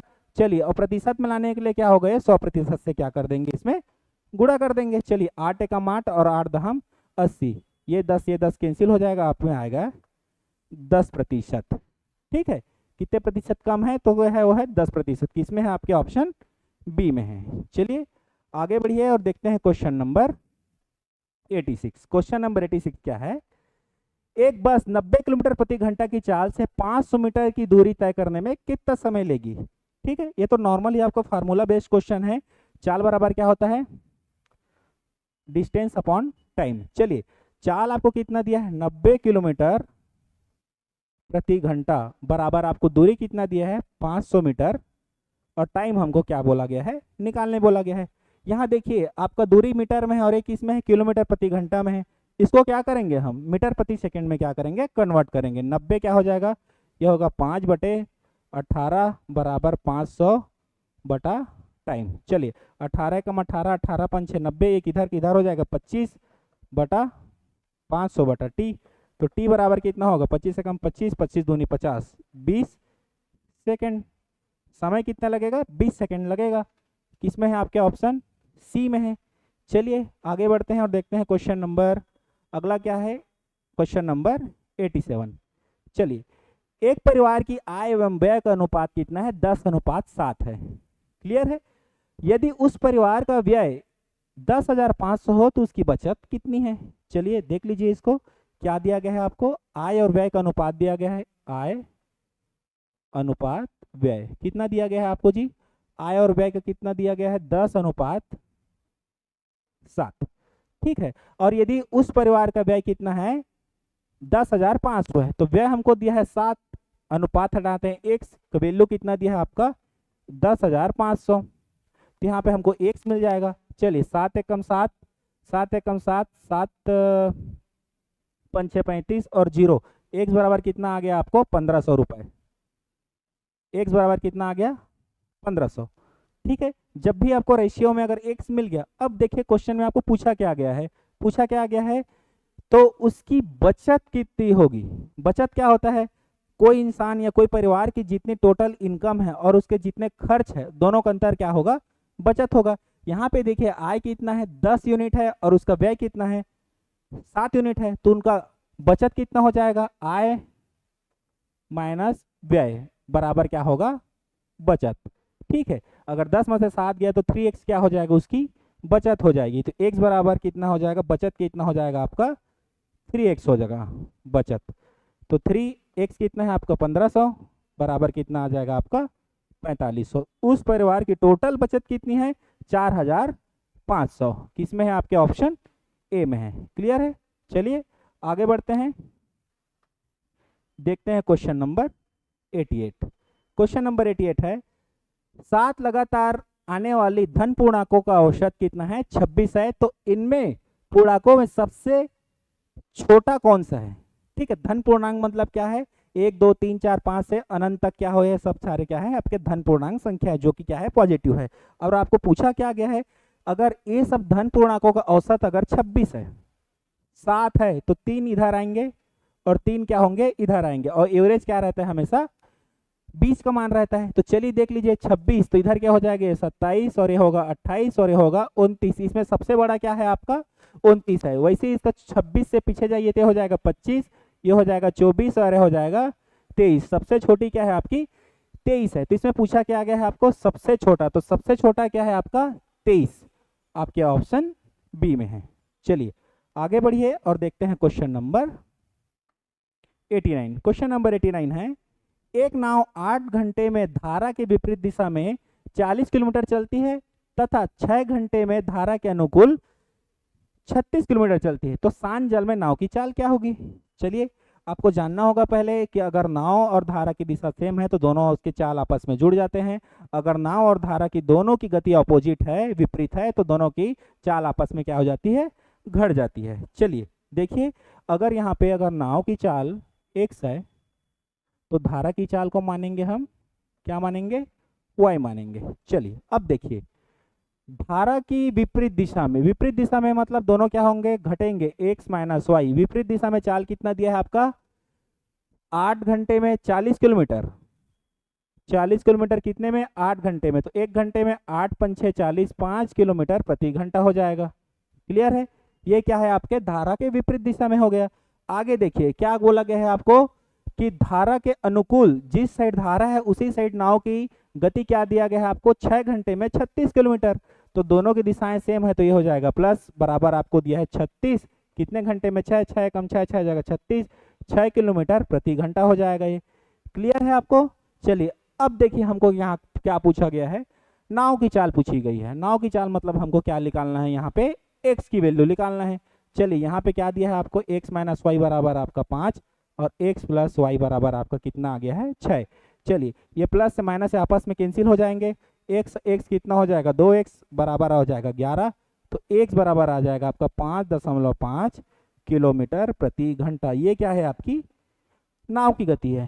क्लियर है। अगर इसी क्वेश्चन में अगर आपको धारा की गति पूछा जाता तो इस इक्वेशन या इस इक्वेशन किसी एक में अगर आप x के वैल्यू रखेंगे तो वहां आपकी y की वैल्यू मिल जाएगी और y की वैल्यू क्या होगी आपकी धारा की गति होगी। यहाँ आपकी नाव की गति पूछा गया है कि नाव की गति कितना है 5.5 जो कि आपके ऑप्शन बी में दिया गया है। चलिए आगे बढ़ जाइए क्वेश्चन नंबर 90। क्वेश्चन नंबर 90 क्या है, एक शहर की जनसंख्या 20,000 है। प्रथम वर्ष में इस जनसंख्या में 10% की वृद्धि होती है और द्वितीय वर्ष में उसमें 15% की क्या हो जाती है वृद्धि हो जाती है। तो उसके बाद यदि 300 व्यक्ति किसी अन्य शहर में चले गए, उस शहर को छोड़ के 300 व्यक्ति चले गए किसी दूसरे शहर में चले गए, तो उस शहर की जनसंख्या कितनी होगी। चलिए आपको दिया क्या गया है, टोटल जनसंख्या दिया गया है आपका 20,000। चले इस 20,000 में क्या है वृद्धि की थी, प्रथम वर्ष 10% की वृद्धि होती है अगर वो 100 में जुड़ के होती है 110। दूसरे वर्ष में कितनी वृद्धि हो गई है आपके 15, तो क्या होगा 115 बटा 10 100। और उसमें क्या है 300 व्यक्ति किसी और जगह चले गए तो इसको 300 को क्या करना होगा इस टोटल जनसंख्या में उसको घटाना होगा। चलिए देखते हैं क्या क्या कट रहा है। यहाँ से 1 0 1 0, ये नीचे का 3 0, यहाँ के 3 0 से कट जाएगा। इधर आपका क्या बचा है 20 गुणा 11 गुणा 115 माइनस 300। चलिए इसको सॉल्व करेंगे तो यह आएगा आपका 25,300 माइनस 300। चलिए 25,000 में 25,300 में 300 जाएगा तो अंतिम रूप से आपको कितना जनसंख्या बच जाएगा, कितना हो जाएगा 25,000। तो उस शहर की जनसंख्या कितनी होगी 25,000, जो कि आपके ऑप्शन बी में दिया गया है। चलिए आगे बढ़िए और देखते हैं क्वेश्चन नंबर 91। क्वेश्चन नंबर 91 है 90 किलोमीटर प्रति घंटे की चाल से जा रही 250 मीटर लंबी ट्रेन प्लेटफॉर्म में खड़े किसी व्यक्ति को कितने समय में पार कर सकती है। चलिए आपको पढ़े होंगे आप क्लास में ही आपको बताया गया है कि अगर कोई पोल है या कोई इंसान कोई आदमी है और कोई पेड़ है तो उनका क्या होता है लंबाई क्या होती है नगण्य मान के चलते हैं हम लोग, और प्लेटफॉर्म की लंबाई बड़ी होती है, ट्रेन की लंबाई बड़ी होती है, तो उसका एक्चुअल हम लंबाई लेके चलते हैं। तो यहाँ पे देखिए क्या हो जाएगा, चाल बराबर क्या हो जाएगा आपका दूरी बटा समय। ठीक है। चलिए देखिए चाल कितना दिया है आपको 90 किलोमीटर प्रति घंटा और आपको उत्तर किस में दिया है सेकंड में दिया गया, तो इसको चलो पहले मीटर प्रति सेकंड में क्या कर लेंगे हम लोग कन्वर्ट कर लेंगे। चलिए दूरी कितना दिया गया है, अगर किसी व्यक्ति को ट्रेन अगर पार करेगा तो ट्रेन अपनी पूरी लंबाई पार करेगा उस व्यक्ति से, तो ट्रेन की पूरी लंबाई कितना दिया है आपको 250। ठीक है। और अगर व्यक्ति की अगर लंबाई है उसको तो नेग्लेक्ट करके चलेंगे तो समय आपका टी आ जाएगा। चलिए 18 कम 18 18 5 6 90, तो इधर हो जाएगा 25 बराबर 250 बटा टी। 25 से 25 यहाँ कटेगा तो टी बराबर आपका आ जाएगा 10 सेकेंड। चलिए उस व्यक्ति को पार करने में ट्रेन कितना मिनट लेगी, कितना सेकेंड लेगी, तो कितना सेकेंड लेगी आपका 10 सेकेंड लेगा, जो कि आपके ऑप्शन सी में है। चलिए आगे बढ़िए और देखते हैं क्वेश्चन नंबर 92। क्वेश्चन नंबर 92 है यदि A अनुपात B अनुपात C बराबर 3:4:7 हो तो उसमें क्या होगा A plus B plus C अनुपात C बराबर क्या होगा। चलिए मान के चलिए अगर यहाँ पे मैं अनुपात हटाऊं तो A plus B plus C बराबर आपका क्या होगा, A बराबर कितना दिया है आपको 3 K मान लेता हूं मैं। चलिए और ये हो जाएगा 4 K और 7 K। ठीक है। टोटल कितना A B C बराबर कितना आ जाएगा, A प्लस B बराबर C, तो होगा 7 4 11 और 4 3 14। 14 के कितना हो गया आपका ए बी सी का मान आ गया। चलिए डिवाइडेड बाई आपको कितना करना है यहाँ पे C, तो C के वैल्यू कितना है यहाँ पे, C के वैल्यू है आपका 7 के, यहाँ पे होगा 7 के से K कैंसिल आउट हो जाएगा, ये 2 हो जाएगा और नीचे में क्या हो जाएगा आपका 1, तो आ जाएगा 2:1। चलिए किसमें 2:1, आपके ऑप्शन ए में है 2:1, आपका ऑप्शन ए क्या होगा सही होगा। चलिए आगे बढ़िए देखते हैं क्वेश्चन नंबर 93। क्वेश्चन नंबर 93 है 4800 रुपए की राशि 5 वर्ष में साधारण ब्याज की दर से 2.5 वर्षों में ब्याज की दर क्या होगी, ये हमको निकालना है क्या होगी। चलिए हमको क्या दिया है, मूलधन कितना दिया है हमको 4800 रुपए, ठीक है, दर कितना दिया है 5 और समय कितना दिया है हमको 2.5 वर्ष। इसको निकालेंगे 2 दूने 4 1 5 5/2 हो जाएगा। चलिए नीचे में कितना हो जाएगा आपका 100। चलिए इसको सॉल्व कर लेते हैं हम लोग, ये जीरो से ये जीरो कट जाएगा। ठीक है, 2 1 कम 2 2 दूने 4 और ये हो जाएगा 24। ये हो जाएगा आपका 24 गुणित 25 बराबर आएगा आपका 600 रुपये। ठीक है, तो ब्याज की राशि कितनी होगी 600 रुपये होगी, आपके ऑप्शन डी में है। चलिए आगे बढ़िए और देखते हैं क्वेश्चन नंबर 94। क्वेश्चन नंबर 94 है 84,000 रुपये में खरीदी गई स्कूटर का मूल्य 10% प्रति वर्ष की दर से कम होता है, तो 2 वर्ष बाद इसका मूल्य क्या होगा। कोई भी अगर गाड़ी है या स्कूटर है उसके प्रति वर्ष क्या है, उसका मूल्य क्या होता है, धीरे धीरे कम होता है। क्वेश्चन में दिया गया कि प्रति वर्ष 10% उसके मूल्य में क्या होती है, ह्रास होती है या हानि होती है, तो उसके 2 वर्ष बाद उसका मूल्य क्या होगा। चलिए देखिए इसको, ये होगा 84,000, 10% का लॉस हो रहा है मतलब 90% तो बच ही रहा है प्रति वर्ष। ये भी क्या हो जाएगा 2 वर्ष से मतलब 2 बार गुणा करेंगे। क्लियर है। चलिए अब देखिए इसको सॉल्व कर लेते हैं, 2 वर्ष बाद कितनी होगी। चलिए ये जीरो आपस में कटेंगे, इधर से नीचे से 3 जीरो, यहाँ से आप 3 जीरो काट दीजिए। ये हो जाएगा 84 गुणा 90 गुणा 9, ये होगा 84 गुणा 9 × 81, ये होगा 9 × 81 गुणा 2। चलिए इसको सॉल्व कर लेते हैं हम लोग। अब ये होगा आपका 4 और ये हो जाएगा 8, नीचे में होगा 8 दूनी 32 का 8 चौक 32 का 2 हासिल 3, 8 8 8 64 और 64 3 कितना हो जाएगा 67। ये हो जाएगा 4 8 2 10 के 0 हासिल 1 8 और 6 और 1 जीरो, यहाँ 1 जीरो, यह हो जाएगा कितना हो जाएगा 68,040 रुपये। 2 वर्ष बाद कितना हो जाएगा इसका मूल्य 68,040 रुपये। किसमें है आपके ऑप्शन ए में है। चलिए आगे बढ़िए और देखते हैं क्वेश्चन नंबर 95। क्वेश्चन नंबर 95, यदि किसी उचित भिन्न की अंश और हर को उतने ही धनात्मक मात्रा जो 0 से अधिक हो से बढ़ा दिया जाए तो परिणामी भिन्न क्या होगा। क्वेश्चन का मतलब यह है कि अगर एक भिन्न है, जो भिन्न क्या है आपका उचित भिन्न है, जिसमें सेम मात्रा में जिसमें अंश में बढ़ाया जाए उतना ही मात्रा में हर में भी सेम बढ़ाया जाएगा, तो उसमें आपको पहले जानना होगा कि उचित भिन्न क्या होता है और अनुचित भिन्न क्या होता है। चलिए यहां देख लेते हैं उचित भिन्न। उचित भिन्न क्या होता है, अगर उसका अंश हर से छोटा हो तो क्या होगा उचित भिन्न होगा। और अनुचित भिन्न क्या होगा, अनुचित भिन्न क्या होगा, अगर उसका अंश बड़ा हो और हर छोटा हो तो ये क्या होगा अनुचित भिन्न होगा। क्वेश्चन में आपको क्या दिया गया है, उचित भिन्न दिया गया है। उचित भिन्न मतलब उसका अंश छोटा हो और हर आपका क्या हो बड़ा हो। चलिए इसी को अगर 3/4 को ही मैं लेते हुए आपको समझाऊं तो इसका वैल्यू कितना हो जाएगा, आपका पॉइंट हो जाएगा 0, ये होगा 30, तो 7 चौक 28 और उसके बाद 5 कितना होगा 0.75 होगा इसका वैल्यू। क्वेश्चन में क्या दिया गया है आपको, 0 से जो बड़ा हो और दोनों साइड क्या होगा आपको ऊपर अंश और हर में क्या होगा बढ़ाया गया है। चलिए ऊपर साइड और नीचे साइड में 1 1 बढ़ा दूं तो 3 धन 1 और 4 धन 1 बराबर ऊपर में हो जाएगा 4 और नीचे में हो जाएगा आपका 5। चलिए इसको सॉल्व करते हैं, जाएगा नहीं तो 0 कर देंगे तो होगा 40, तो उसके बाद 8 पंचे 40 हो जाएगा तो 0.8। क्लियरली देखिए पहले जो एक भिन्न है उचित भिन्न, उसमें अगर एक परिणामी भिन्न है उसमें अगर अंश और हर में हम 1 1 जोड़ा जाए तो वो क्या हो जाती है, वो संख्या क्या हो जाती है बढ़ जाती है। कहने का मतलब 0.75 से बड़ी क्या है आपका 0.8 है, परिणामी भिन्न आपको क्या हो जाएगी बड़ी हो जाएगी। चलिए ऑप्शन देखिए, हमेशा मूल्य भिन्न से छोटा होगा, यह तो गलत है। हमेशा मूल भिन्न से बड़ा होगा। मूल भिन्न क्या है आपका यहाँ पे 3/4 है जिसके वैल्यू 0.75 है, लेकिन उसमें अंश और हर में 1 जोड़े तो 0.8 आ गया जो कि क्या है परिणामी भिन्न से क्या है बड़ा है। चलिए आगे देखिए क्वेश्चन नंबर 96। क्वेश्चन नंबर 96 क्या है, आपको यहाँ पे क्या है x की मान का आपको क्या करना है फाइंड आउट करना है। चलिए इसको सॉल्व करते हैं। देखिए ये क्या दिया है आपको 5 सही 3/x गुणा 3 सही 1/2 बराबर क्या दिया है 19 और आपको बोला गया है x की वैल्यू। चलिए ये क्या होगा 5x धन 3 हो जाएगा बटा x गुणा 2 3 6 और 1 7, 7 बटा क्या हो जाएगा 2 बराबर क्या हो जाएगा ये 19 हो जाएगा। चलिए 7/2 इधर उधर ले जाते हैं, x को एक साइड रखेंगे बाकी संख्या को चर और अचर को क्या कर लेंगे हम लोग अलग कर लेंगे। ये हो जाएगा 5x + 3 बटा x बराबर, देखिए चले 19 गुणा 2 बटा 7।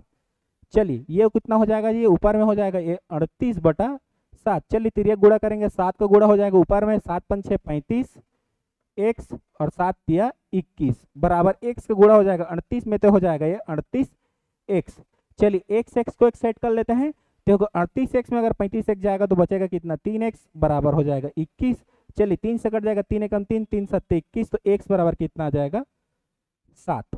किस में है x बराबर 7, किस में दिया है आपके ऑप्शन ए में दिया गया है। आपका ऑप्शन ए क्या होगा, सही होगा। चलिए आगे बढ़िए और देखते हैं क्वेश्चन नंबर 97। क्वेश्चन नंबर 97 क्या है, एक व्यक्ति ने 2000 रुपए में एक वस्तु को खरीदा और उसे 2500 रुपए में बेच दिया, तो उसे कितने प्रतिशत की लाभ या हानि हुई। कोई व्यक्ति है किसी वस्तु को 2000 में खरीद रहा है और उसको 2500 रुपए में बेच रहा है, तो उसको 500 रुपए का क्या हो रहा है, फायदा हो रहा है। वही निकालना है कि उसकी लाभ की प्रतिशत कितना है। चलिए यहाँ पे सीपी आपको दिया गया है 2000 रुपए और एसपी कितना दिया है आपको, सेलिंग प्राइस कितना दिया है 2500 रुपए। चलिए प्रॉफिट क्या होता है, एसपी माइनस क्या होगा सीपी, जो कि होगा आपके 500 रुपए के बराबर। चलिए यहाँ पे 500 रुपए हो गया लाभ, और लाभ किस में निकालेंगे, सीपी में निकालेंगे, मतलब नीचे में क्या हो जाएगा आपका 2000, प्रतिशत में लाने के लिए क्या होगा ये 100% का क्या करेंगे, गुणा करेंगे। चलिए यहाँ से 0 काटते हैं, 1 0 2 0 3 0 1 0 2 0 3 0, ऊपर में कितना आ गया आपका 50/2 बराबर कर 25% का क्या हो जाएगा आपको लाभ हो जाएगा। ठीक है, यहाँ पे एसपी बड़ा है मतलब क्या होगा आपका लाभ होगा, तो 25% की लाभ किस में है आपके ऑप्शन बी में है। चलिए आगे बढ़िए और देखते हैं क्वेश्चन नंबर 98। क्वेश्चन नंबर 98 है 500 सैनिकों के लिए 80 दिन की भोजन की सामग्री उपलब्ध है। ठीक है, उसमें क्या आ गया 100 सैनिक छुट्टी पर चले जाएंगे तो भोजन सामग्री कितने दिन और चलेगी। कहने का मतलब है ये कैंप है जहाँ पे 500 सैनिक है, वहां पे उनको लिए 80 दिनों के लिए खाना व्यवस्था है। अगर उसमें से कुछ सैनिक, कहने का मतलब है कि 100 सैनिक चले जाएंगे तो खाना क्या है 80 दिन से ज्यादा दिन जाएगा। क्लियर है, तो ये पूछा है कि हमको कितने दिन और ये सामग्री जो भोजन की है वो चलेगी। तो चलिए हमको सैनिक कितना दिया जी 500 और उनके कुल कितने हैं टोटल 80 दिनों का खाना है।